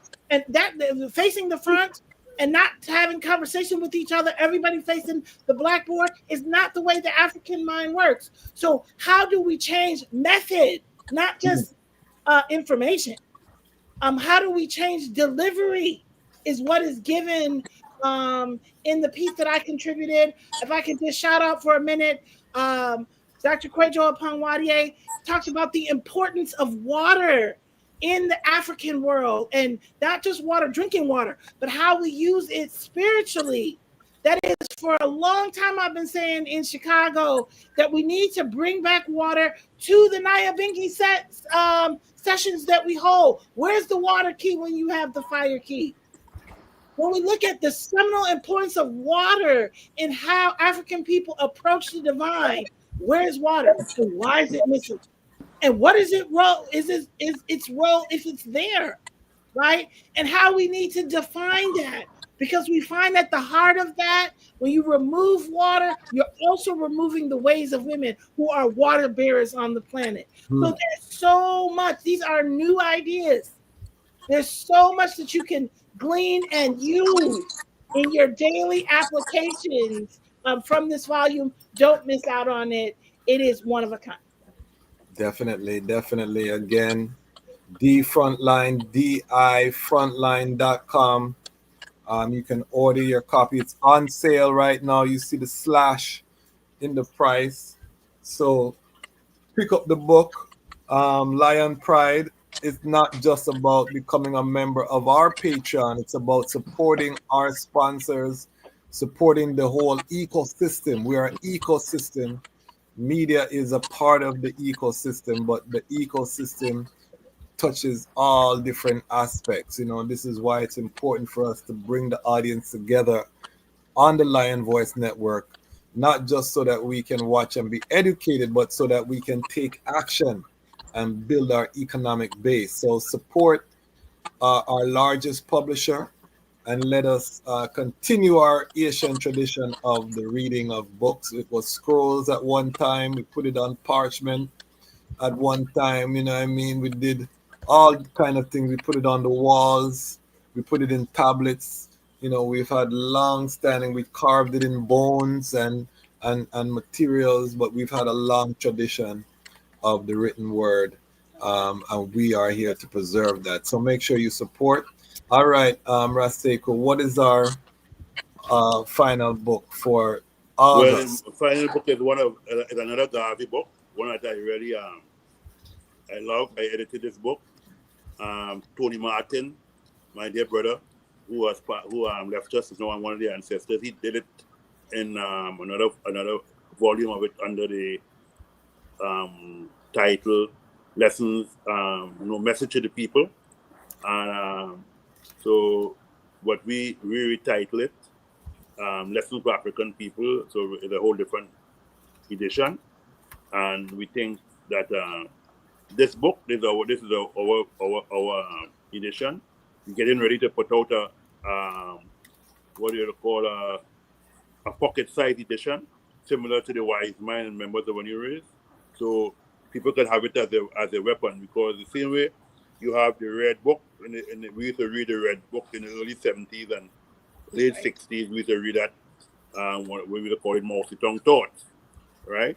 We think that if there's a Red Book, we may say this may be the Black Book, because this is Garvey at its best. Garvey probably never wrote a book per se. This is the closest you will come to Garvey writing a book, because when Garvey was deported from the United States after being railroaded in 1927, and he returned to the land of his birth, Jamaica, and so on, he decided 10 years after, in 1937, in Halifax, Nova Scotia, Jamaica, that he would go and bring together the best of all his cadres who were members of the Universal Negro Improvement Association and the African Community Leagues. So he brought all these people together because he couldn't return to America because he was deported out of here. So he decided to make a tactical move, and he decided to make a move and organize out of Nova Scotia in Halifax, in Canada. And this was a series of teachments or lectures that Garvey himself delivered. So that's why we said, this is the closest you will get to Garvey writing a book, because this was lectures that he did. And one of my dear teachers, Mr. James, C.L. James, not C.L.R. James, but C.L. James, who left Anguilla and in 1919, sent by his father to America, and he said to him, go and study under Mr. Garvey foot and learn everything you can learn from Mr. Garvey, right? And I had the privilege of studying with Mr. James. I came here about 38, 39 years ago, coming to Chicago every summer to see my family, but also to take time to leave the north side, to go to the south side, and spend time with Mr. C.L. James and his wife. And there I learned, and they were part, both he and his wife, Mr. James, who were part of the class of 1937. He was the head of the class. Garvey chose him as head of the class, and so on. So he was, I think, he was a commissioner at the time in Indiana, Gary, Indiana. So you had people from all over the country who were commissioners and so on in the UNIA. With Garvey wanted them to give them the final class to bring them up to par so they could go out and spread the word across the United Snakes of America about the UNIA and the African Community League. So in this book, Garvey talk about many different things: education, execution. He talk about the whole question of religion. He talk about self-reliance. And self-reliance to me is always a very important thing for African people, especially here in North America and the Caribbean and so on. And even on our great continent of Africa, we need to deal with self-reliance. Like for instance, like the African Union today, the African Union talk about liberating African people, but you can't talk about liberating African people if you are being financed by the European Union. So these are some of the things. So with self-reliance, we have so many different institutions that we could use, right? We could use the whole idea of cooperative. We could use the whole idea of CashApp, or where we come together collectively and build things like houses and so on. As we've seen parts of the Caribbean, people want to build a house, and on the weekend, carpenters come together from all different parts of the community, masons, electricians, and so on, and the home and couple people in the community would cook food and so on, and while they would build, and electricians come, and carpenters come, masons come, and then they put together that energy for the weekend. So 4, 5, 6 weekends come, and basically house done. And so that is the kind of things we need to do, right? We need to pool our resources together in farm. We have people. One might not have 3, 4 people may not have a good credit line, but you may have, if you get together 20 people, 5 people might not have a good credit, but you might find 10 people who have good credit. Come together and let's lease and buy buildings and put groceries in there. We shouldn't be dry for grocery. We need to come together, buy land in the communities wherever we are. Buy land in the community collectively and come together and grow food and feed the people, right? That because the time is coming here now, where we have to be able to feed ourselves, because the one who feed you gonna call the shot. They call in the shot, the one who feed you. So we talk about all these different things. As I said, is a straight up course that Garvey taught you. Is one of the things you could say, well, is the closest to Garvey writing anything, because he taught this class and give of his best to these students who came from places like Belize and other parts of South and Central America and so on. Because we have to always remember Garvey, because Garvey, the Black Power movement of the 1960s and late 60s and 70s, wouldn't be nothing without Garvey. The whole idea of political independence, the whole idea of where we are in terms of some people just satisfied with flag independence, but independence is beyond that. Independence is how we take care of our country.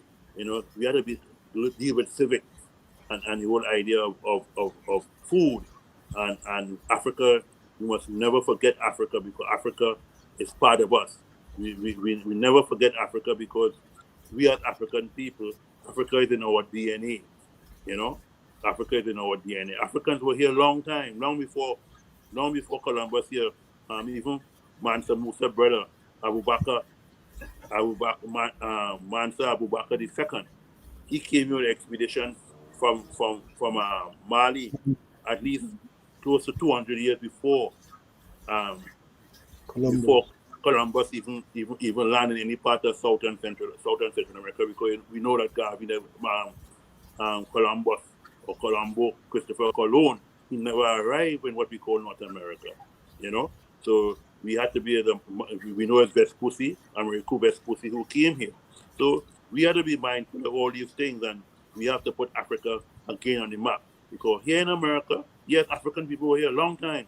If you look at go down to South and Central America, you see all the big stone pieces, yes, you see all those, and we know it's African people that is a reflection of African people. Some of the corn that you see in Africa today, some of that corn was first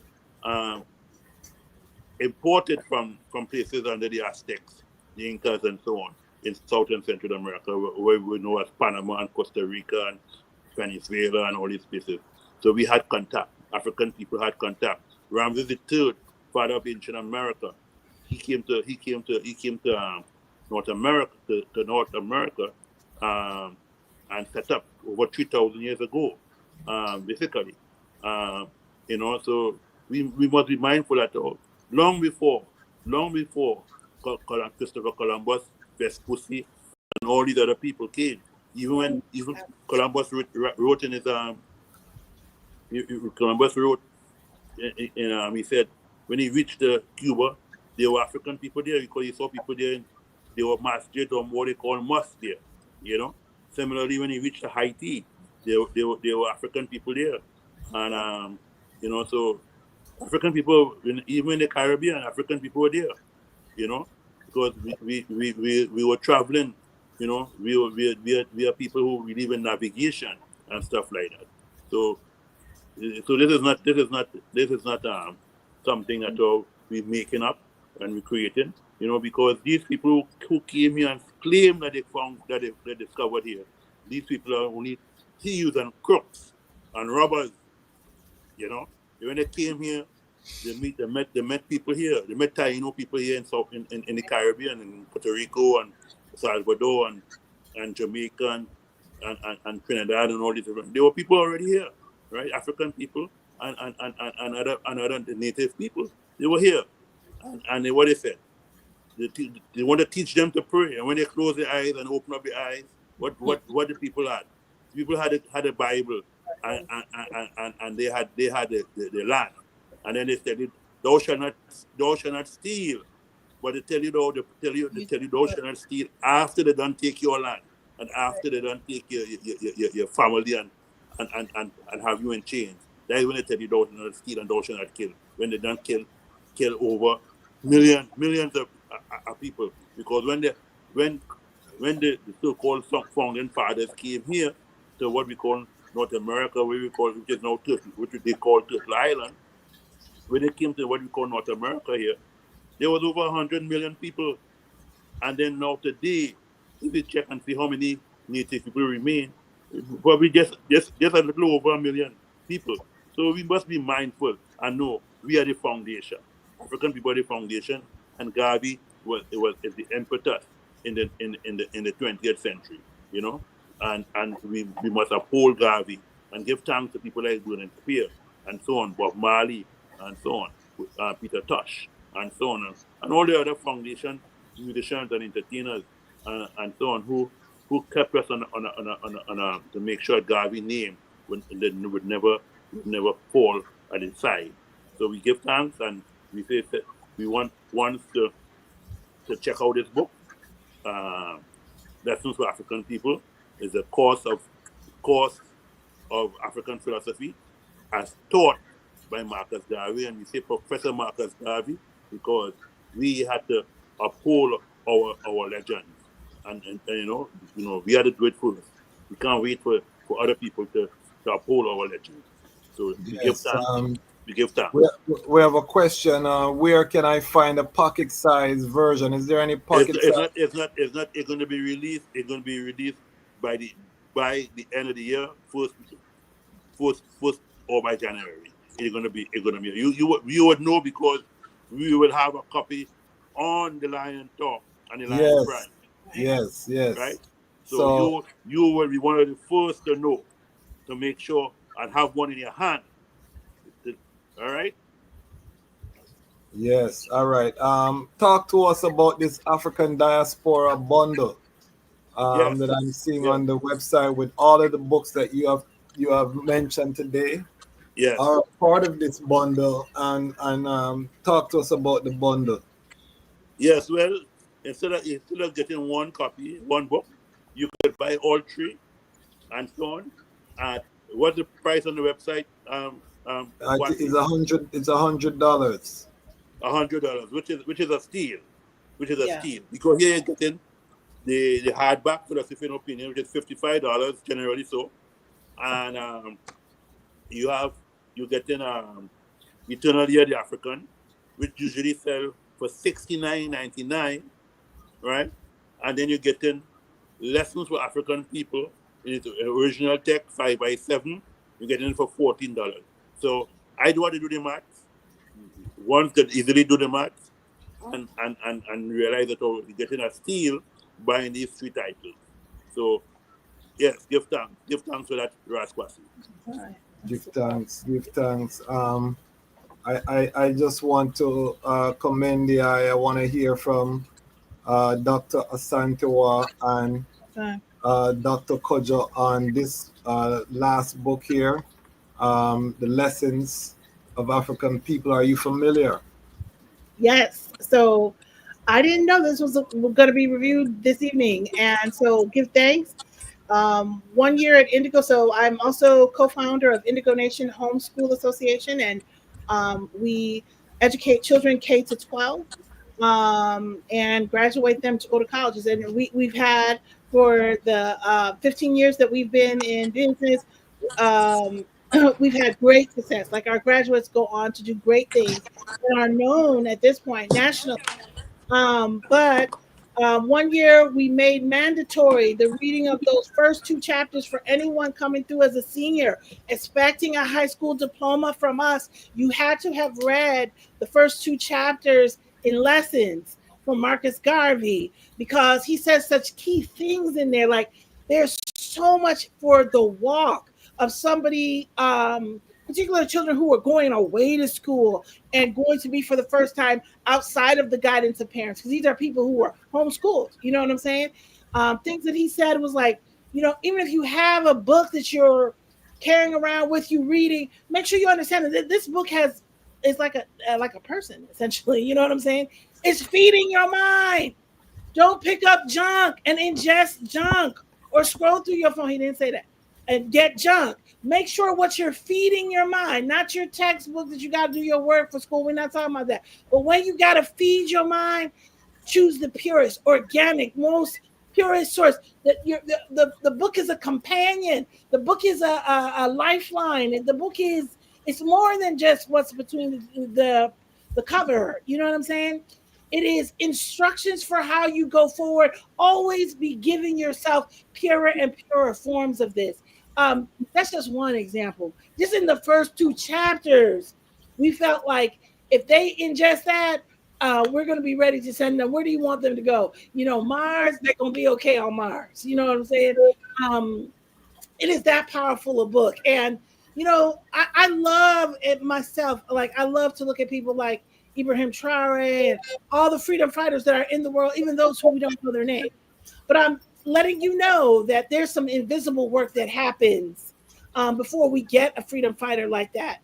And now using a Eurocentric rubric, they said it's 10,000 hours of growing down before you break ground. So we know in the agricultural world, a plant develops roots before it breaks ground and develops as a shoot, right? So if it's 10,000 hours growing down, these are the key things that you need to put in place.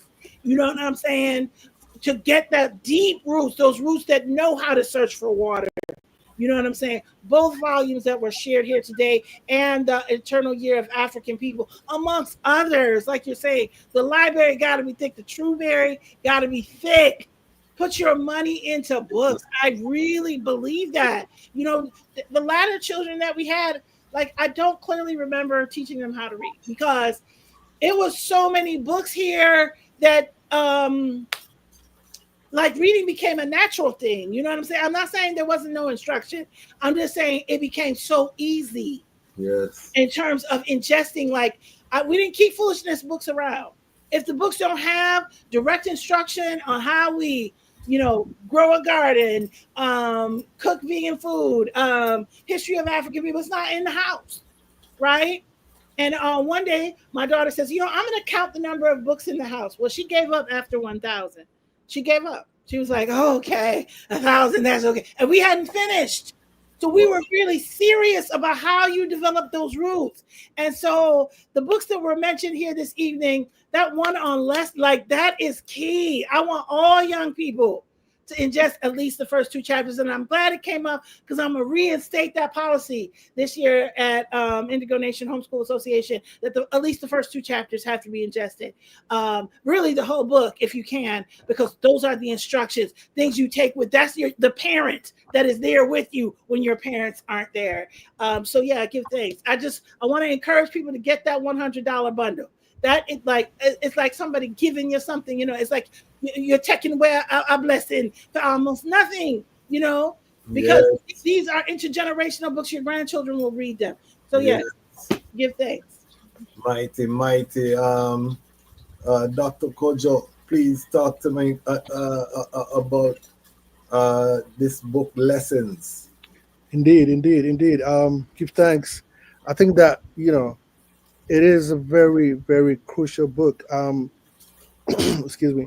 When you think about Philosophy and Opinions of Marcus Garvey, that is the philosophies and opinions that is crucial.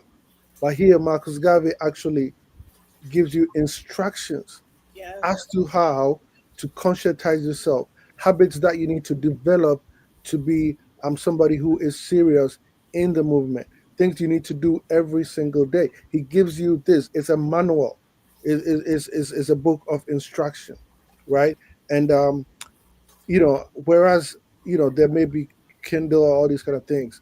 I think that you mentioned earlier about reading the paper version of things. I personally, and I could be wrong, but I don't think I am, right? In terms of the fact that there is a spiritual connection when you're actually reading the paper version. After all, when we look at the word paper is coming from the word papyrus.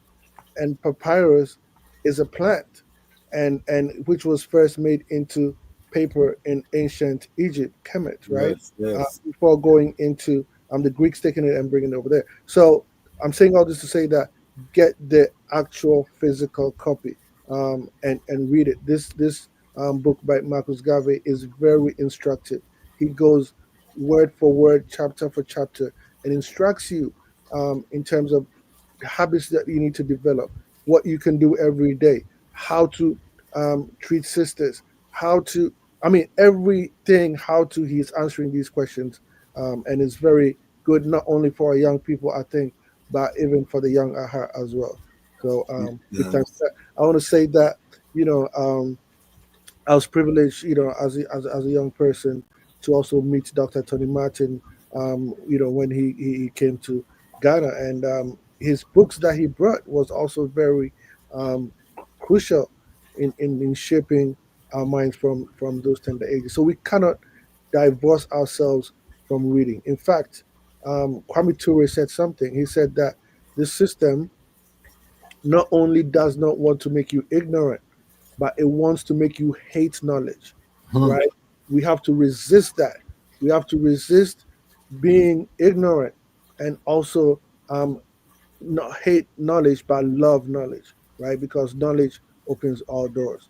Give thanks. Give thanks. We want to make sure, big up Ras with the $2 donation. Ras is one of our regular Lion Pride, always burning a fire, always healing. King Emmanuel, bless up yourself, Ras. Always love to see the eye, and we give thanks for the eye attribution. He always come with love and fire. So big up yourself. All Lion Pride, you can give your attribution on the YouTube. You can give it Zelle, CashApp. There's so many ways you can support the platform. But take action. And if you don't like because I talk too much, support our elder Ras Sekou Tafari and buy a book from Frontline. I don't mind if people don't like but like something, you know what I mean? Take action on something, because I have my people who will gravitate to the Lion Pride. So I don't mind if you turn on and I'm annoying. Just talk to my elder and support my elder, or support Dr. Asantewaa, or support Dr. Kojo. You know what I mean? Support someone on the platform. We have to get off the fence. This attitude of apathy where we're just going through life, going to work, come home. Nothing is really changing. We send our youths to these institutions and we're not being intentional about building our own institutions, about funding our own institutions, about investing in our own future.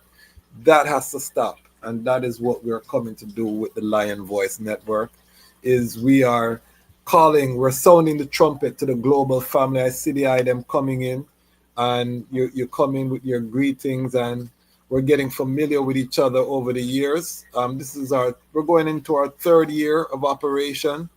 And as Dr. Kojo said, he was here we had 300 subscribers, in those early days.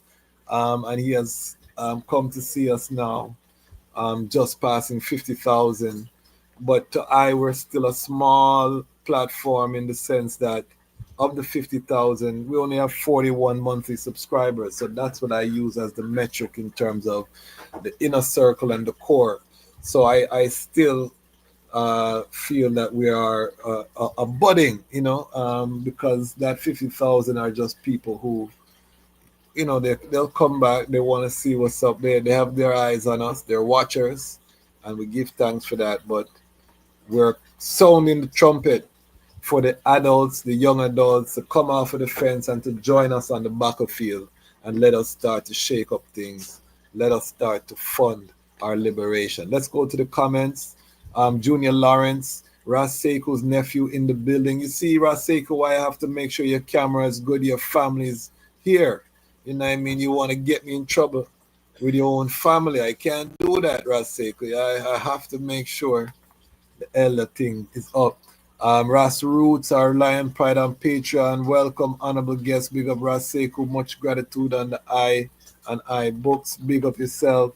Hail Rastafari, the Lion Voice. Big up yourself, Ewan. Bless up. Paul, greetings and blessings. I think Paul is somewhere on the continent. Big up yourself, Paul. Let us know where you're watching from.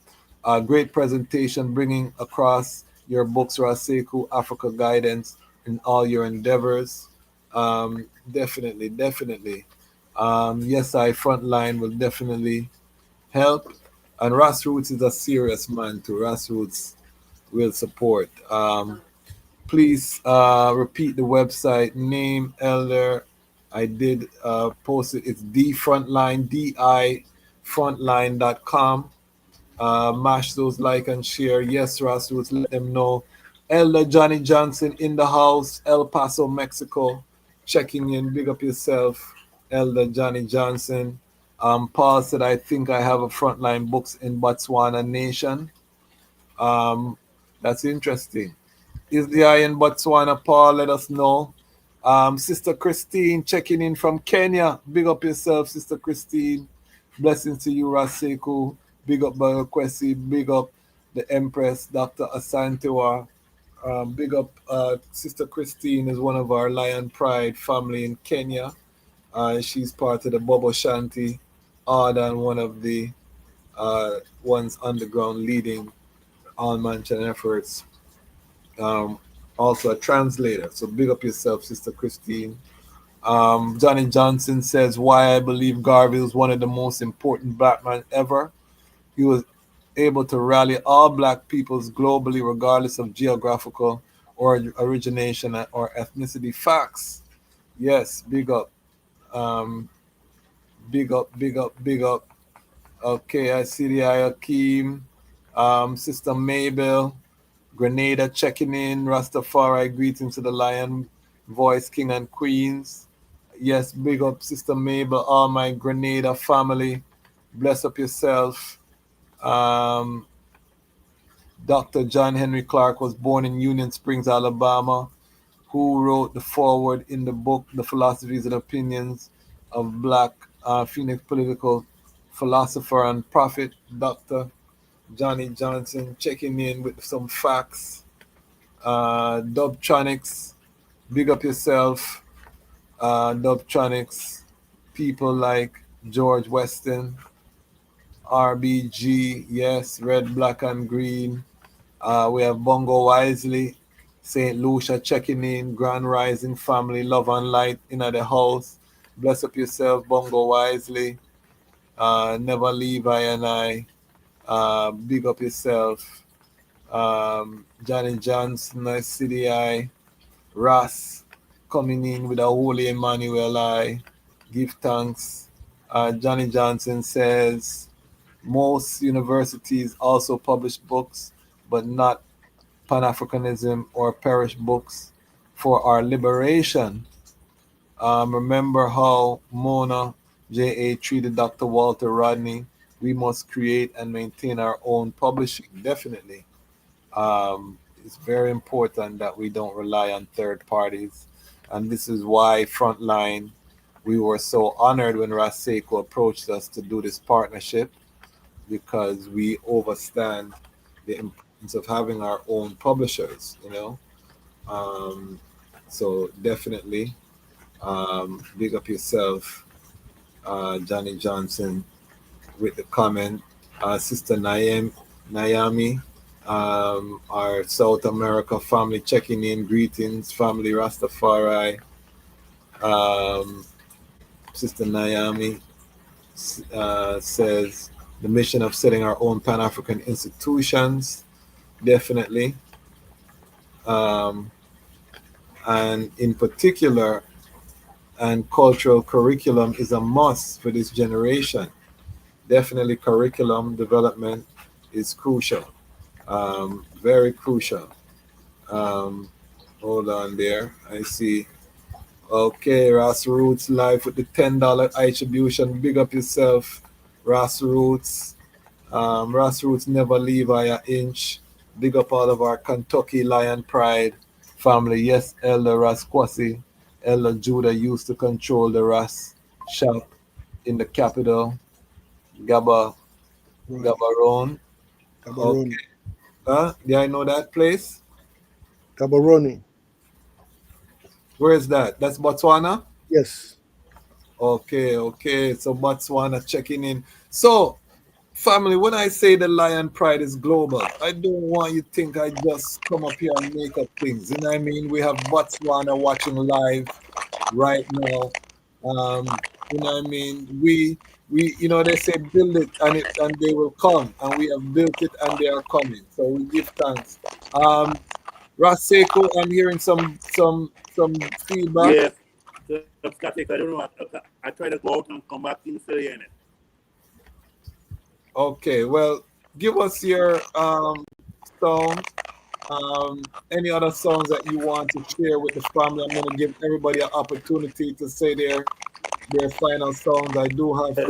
I want to hear what my dear brother and sister have to say. And then all right, I'll come to the eye for the seal up. I'm going to mute the eye, and then we'll come to the eye for the seal up. So let's start with my beautiful sister Asantewaa. You go, and then we'll go to the Royal King, Kojo, and then we'll see with our elder. All right. Final word, sound, and just anything that you want the global family to sip on. Yeah. Let's get ourselves again in this mode of work. I like the way you're saying to Dejazmatch Kwasi that it's enough celebrating. Don't stop celebrating, but we've done enough of that. Can we put some serious structure to this vision that is almost coming up on 100 years old? Can we really do that? And we're here handing you the tools this evening for how that is done. The blueprint has already been laid. So we have no excuses. This has been made accessible by putting these books on sale. So please, wherever you are, reach out and get a copy. Yeah. And so in my heart, I want to see the nation grow. I want to see Black people be great again. I want to see the shame drop off of us. And, like the way smoke is driven away from the fire. It is no longer a good look. We ought to be like the strongest people on the world stage. And so I'm here to do that work. I'm here to support anyone doing that work. So give thanks. Yes, I.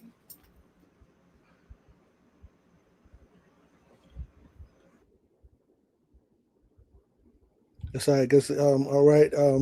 Can I them hear me? I realized I was on mute. Sorry, I'm here talking and I'm on mute. Go ahead, my brother. Give thanks, Dejazmatch. I want to say that first and foremost, I want to call for a full support of the Dejazmatch Lion Voice Network. I think that is playing a very crucial role in bringing forward information, bringing forward knowledge. I want to also call for support of Frontline Books. As Ras Sekou mentioned, I was writing in the Rastafari Speaks, which is a paper that was put forward by Frontline Books in those days. Even before I came to the United States, I was sending articles in from Ghana and getting published in that newspaper. I want to say support Frontline Books. Frontline Books is not just a bookshop, right? It is a foundational aspect of Black conscious life in the whole wide world. I Yes. mean, this organization has been putting out conscious books for us to enlighten us, to edify us from everything, Legendary. right? So we want to make sure that we are supporting Frontline Books. Having said that, I also Dejazmatch, I want to point out to you that sometimes we try to go support the guests that you have on the show, but when we go, the links don't work. So we Okay. we want to be sure that when the guests come, they make sure their links are working so that we can actually support them, right? Yeah, we want to be part of that journey. So if the links work, it will be helpful. But I want to say that all three books presented here today are wonderful um, additions to your True Berry, because it does not have any lies in them. It's just truth, right? And I think that the bundle for $100 is unbeatable. So if you can't afford it, get that bundle. If you cannot, at least try to get one. Give thanks, Rastafari. Give thanks, give thanks. I like what you said there. He's saying if you come on Lion Voice Network, get yourself in order because people are coming to support the eye. Don't come on the Lion Voice Network and you're not ready to accept money. You see, we've become so complacent, a lot of us, with how we manage. We just expect to be doing things for free. We're not monetizing. We're not thinking from a business perspective, and then we get burned out, or we pass away, and there's no structure to pass on to the next generation to continue to work. So we are coming to stop that trend, and to come with a new trend. We're not capitalists, but we are advocates of social enterprise, businesses that fund the revolution or the evolution that we seek. The profits don't go to just shareholders, but the profits go to make our world a better place, our communities a better place. This is the difference with our enterprise. Our enterprise is not self-serving. We're a communal people, so we're not capitalists, but we understand the value of capital in terms of building. So I'm going to give our elder the opportunity to seal us up. This was another Reading Ras on the Front Line special.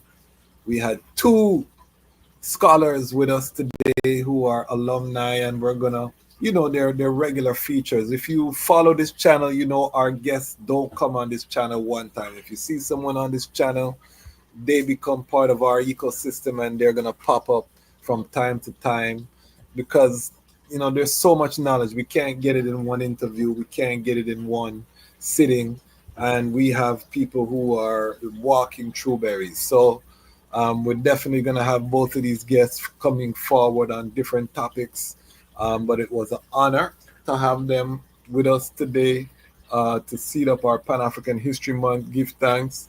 And Ras Sekou, again, I'm going to give it to the eye to just give us a sealing sound. We have Catherine Howell, the daughter of Leonard Howell, interview coming. That's going to be up for the Patreon family by tomorrow. For the rest of the Lion Pride, the first clip will drop probably Monday. And then we have Makonnen Yifodo, who was the son of Ketema Yifodo. He wrote a book on his father's work to establish the OAU. Powerful book. And we have him coming up. So we have 2 big interviews on the way. And I'm working on our special 50,000 guests for the 50,000 subscriber. We're going to make sure we get a special guest. We're going to do our live where we invite the Lion Pride, all of those things. And we're going to be, again, doing something special in our town hall meeting, our next town hall meeting. Once we hit 50 members in the Patreon, we're going to start our grant program. So a lot happening here on the Lion Voice Network. We thank everyone for following us on this journey. We plan to continue to lead in this space and to show the power of collective security. The power has always been with the people. Ras Sekou, please just give us some final sounds. Let me unmute the eye. Go ahead.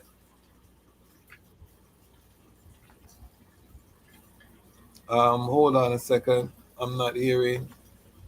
Oh, sorry. Go ahead. Yeah, I hear the eye now. Go ahead. All right. So we give thanks for this beautiful session. Give thanks for the Asantewaa. Give thanks for Ras Sekou, my dear brethren, and so on. Give thanks for coming and being able to put some new life in the book, The Eternal Year of the African, and for all the commentary on all the other books, Philosophy and Opinion, Lessons for African People.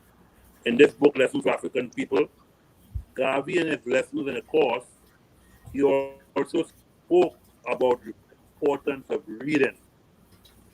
He spoke about the importance of reading. He said, one must read everything that is at their disposal. If it means, you should read a book that is very important, a book like, a textbook or a book about history, but any book that you could get, whether it's a comic book or whatever, you could read it, start reading. The importance is better start reading. I used to say one time, so if you put certain things in a book, money and so on in a book, that black people wouldn't find it.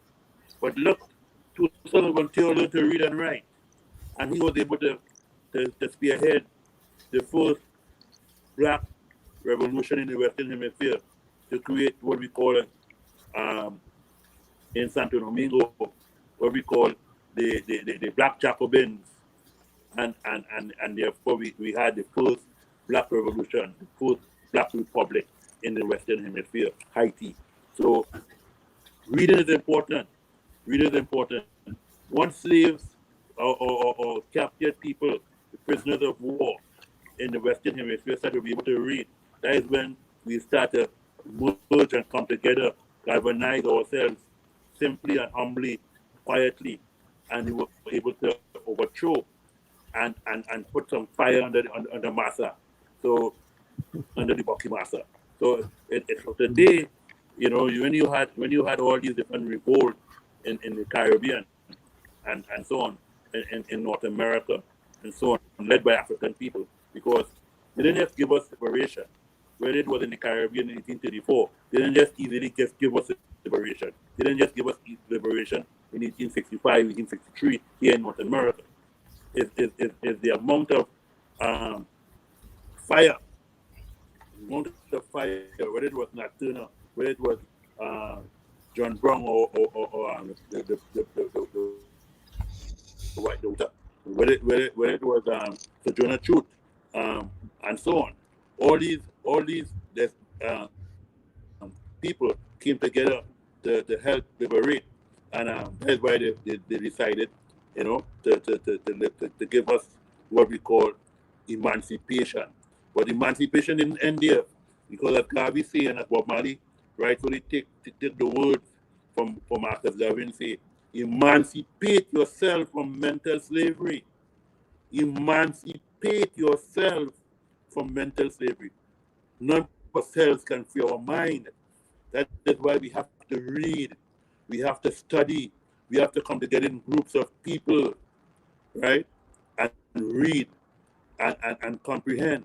We need to read books like Neocolonialism, The Final Stage of Capitalism by Kwame Nkrumah. We need to read Africa Must Unite by Kwame Nkrumah. We need to read the biography of Volume 1 and Volume 2 of Their Majesty Haile Selassie the First. We need to read about Empress Menen, as published by the Empress Menen Foundation, and so on. What they call Empress Asantewaa and so on. We need to read. We need to know about ourselves. We need to know about all these great revolts and revolution. We have so many great writers, so many great historians, George Jackson and so on. We have, we have John Jackson. We have all these great writers, Tony Martin. We have all these great writers that we need to read. We just can't put them under the table. We need to read about them. We need to read about Thomas Sankara. We need to read about Winnie Mandela and all these great people, African people, Because remember, the thing that we'll be reading, but we need to read because this is the foundation. We need to read about Kemet. We need to read about the Nile Valley civilization. We need to read about what the civilization what was happening between Ethiopia being the mother of all Africa, Yemen, what you call Makeda. She ruled from Yemen all the way to what we know as South Africa today, Azania, right? She ruled from and there's a wide area to rule from, but she ruled from that area because Yemen was a province of Ethiopia in those days. You see, Yemen you hear about now, we're helping fight for the liberation of Palestine. Right? All that was part of Ethiopia. Right? So read and study Garvey. Read and study the eternity of the African. Just read and know who you are in this struggle. Give thanks. Give thanks, give thanks, give thanks, give thanks, give thanks. I feel so privileged. I often share with the family that I don't have a Bugatti and I don't have a Ferrari, but I have elders like Ras Sekou Tafari, and I have Asantewaa and Dr. Kojo as my brethren and sister. I am the wealthiest man on the planet. So I feel privileged. Family, I want the item to just realize that we are making history. We are not content with how things are. We are formulating a vision and we are moving to execute that vision, and we are going to capture it right here on the Lion Voice Network. We are working tirelessly to behind the scenes to continue to move forward, to increase the standard. We're making links, we're reaching out, we're really seeking elders. So if you know elders in your community that need to be interviewed and we capture their ites, reach out to us, because we're losing elders literally every strong. I'm getting messages from different parts of elders that are passing. So that is a priority for the channel, and where we can assist with, because some of the elders don't have cell phones or laptops to do. So if you can facilitate an interview with an elder with your technology, and we just sit them in front of the camera and we capture it, let us work together as a global family to get that done, because we want to preserve the knowledge for generations to come. And again, we're in the early phase of the Lion Voice Network. Join us. We're 9 people short of 50 to start our grand program. So I'm asking 9 of you in the Lion Pride to join the Patreon. As little as $5 a month. I know you can afford $1.25 a strong to become a member. supporter, or $10, $2 a strong, and 50 cents a strong to become a $10 member. We need 9 more to activate our grant program, and I want the Lion Pride that have been sitting on the fence watching, come off the fence and join us. We have very full town hall meetings. You can join our Patreon for free, and you can watch the town hall meetings to see if these are people you want to associate with. I understand some of you picky. I don't fight you. Come in free, observe and see if these are people with characters, that you want to associate with. If so, then you join and you upgrade your membership. But we are here doing the work. We're not just talking about it. We're going to have some big announcements, prayerfully before the end of the year. So look out for that. And also, remember, if you have not gotten our newsletter for August, make sure that you subscribe to the platform or become a member of the Patreon. Those are the 2 ways you can get our newsletter, so you can keep up to date. If I get kicked off of YouTube, then that is how we connect with people. We have, I think, just over 300 people on our email list. So again, as a content creator, you see the 50,000 and you say, wow, this is massive. But what we really look at is, what is our email list? What is our Patreon? These are the core members. We give thanks for the branches that go out, but the root is what we want to strengthen. So become part of our roots so that we can become grounded. Because again, YouTube can kick me off. I can burn a fire tomorrow and I'm gone. But if I have your email, then we can transfer the platform. We can keep in touch to the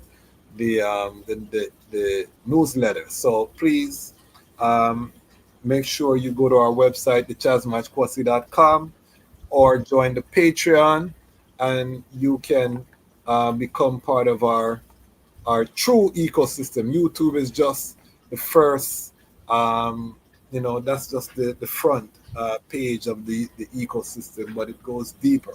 So join us for this evolution. All right. Next month we have 3 more books. Ras Sekou will return. If you have questions for the elder, drop them in the comments and we'll send it to him and make sure he reaches. Give thanks to Sister Asantewaa. Give thanks to her king, the great Kwadwo Oppong-Waddie, all of our global Lion Pride family. We do give thanks for everything that the eyes are doing and have done, and we are going to continue to bring forward this great manifestation. Why?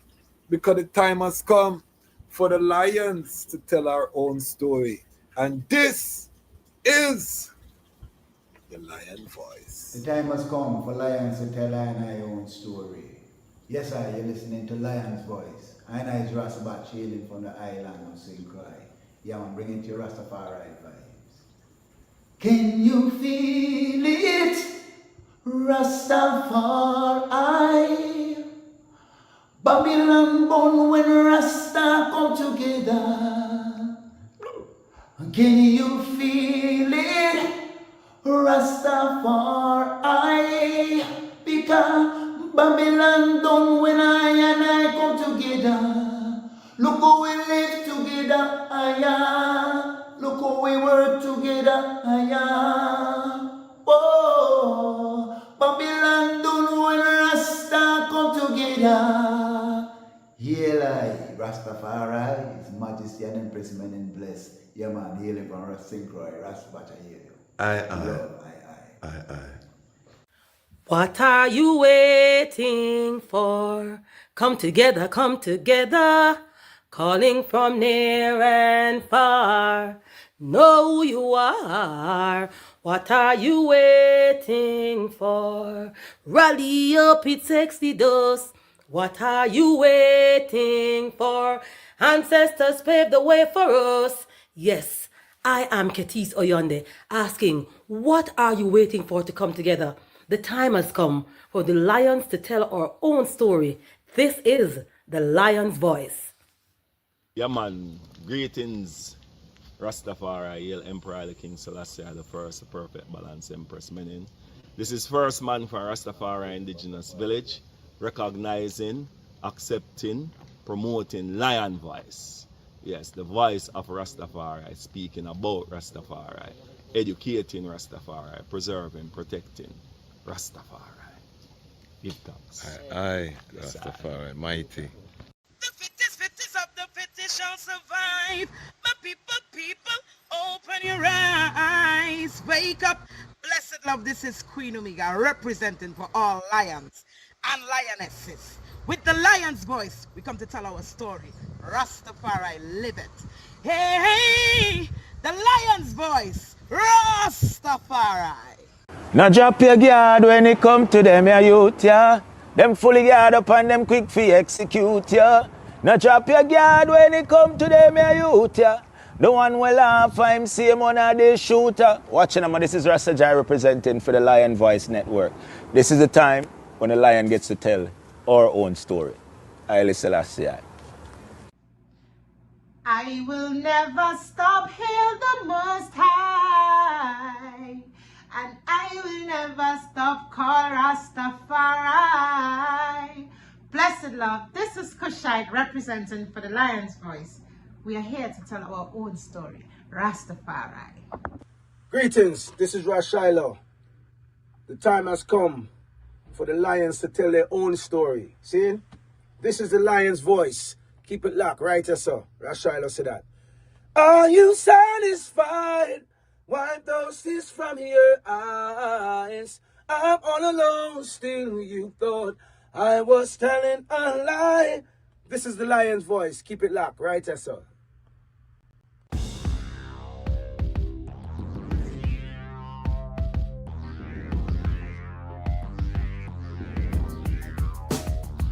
Well, Lion Voice, tell them that's the people first choice. Lion Voice, make the lioness them feel nice. Lion Voice, with the lion cubs we sacrifice. Lion Voice, got to show the people them the life. Lion Voice.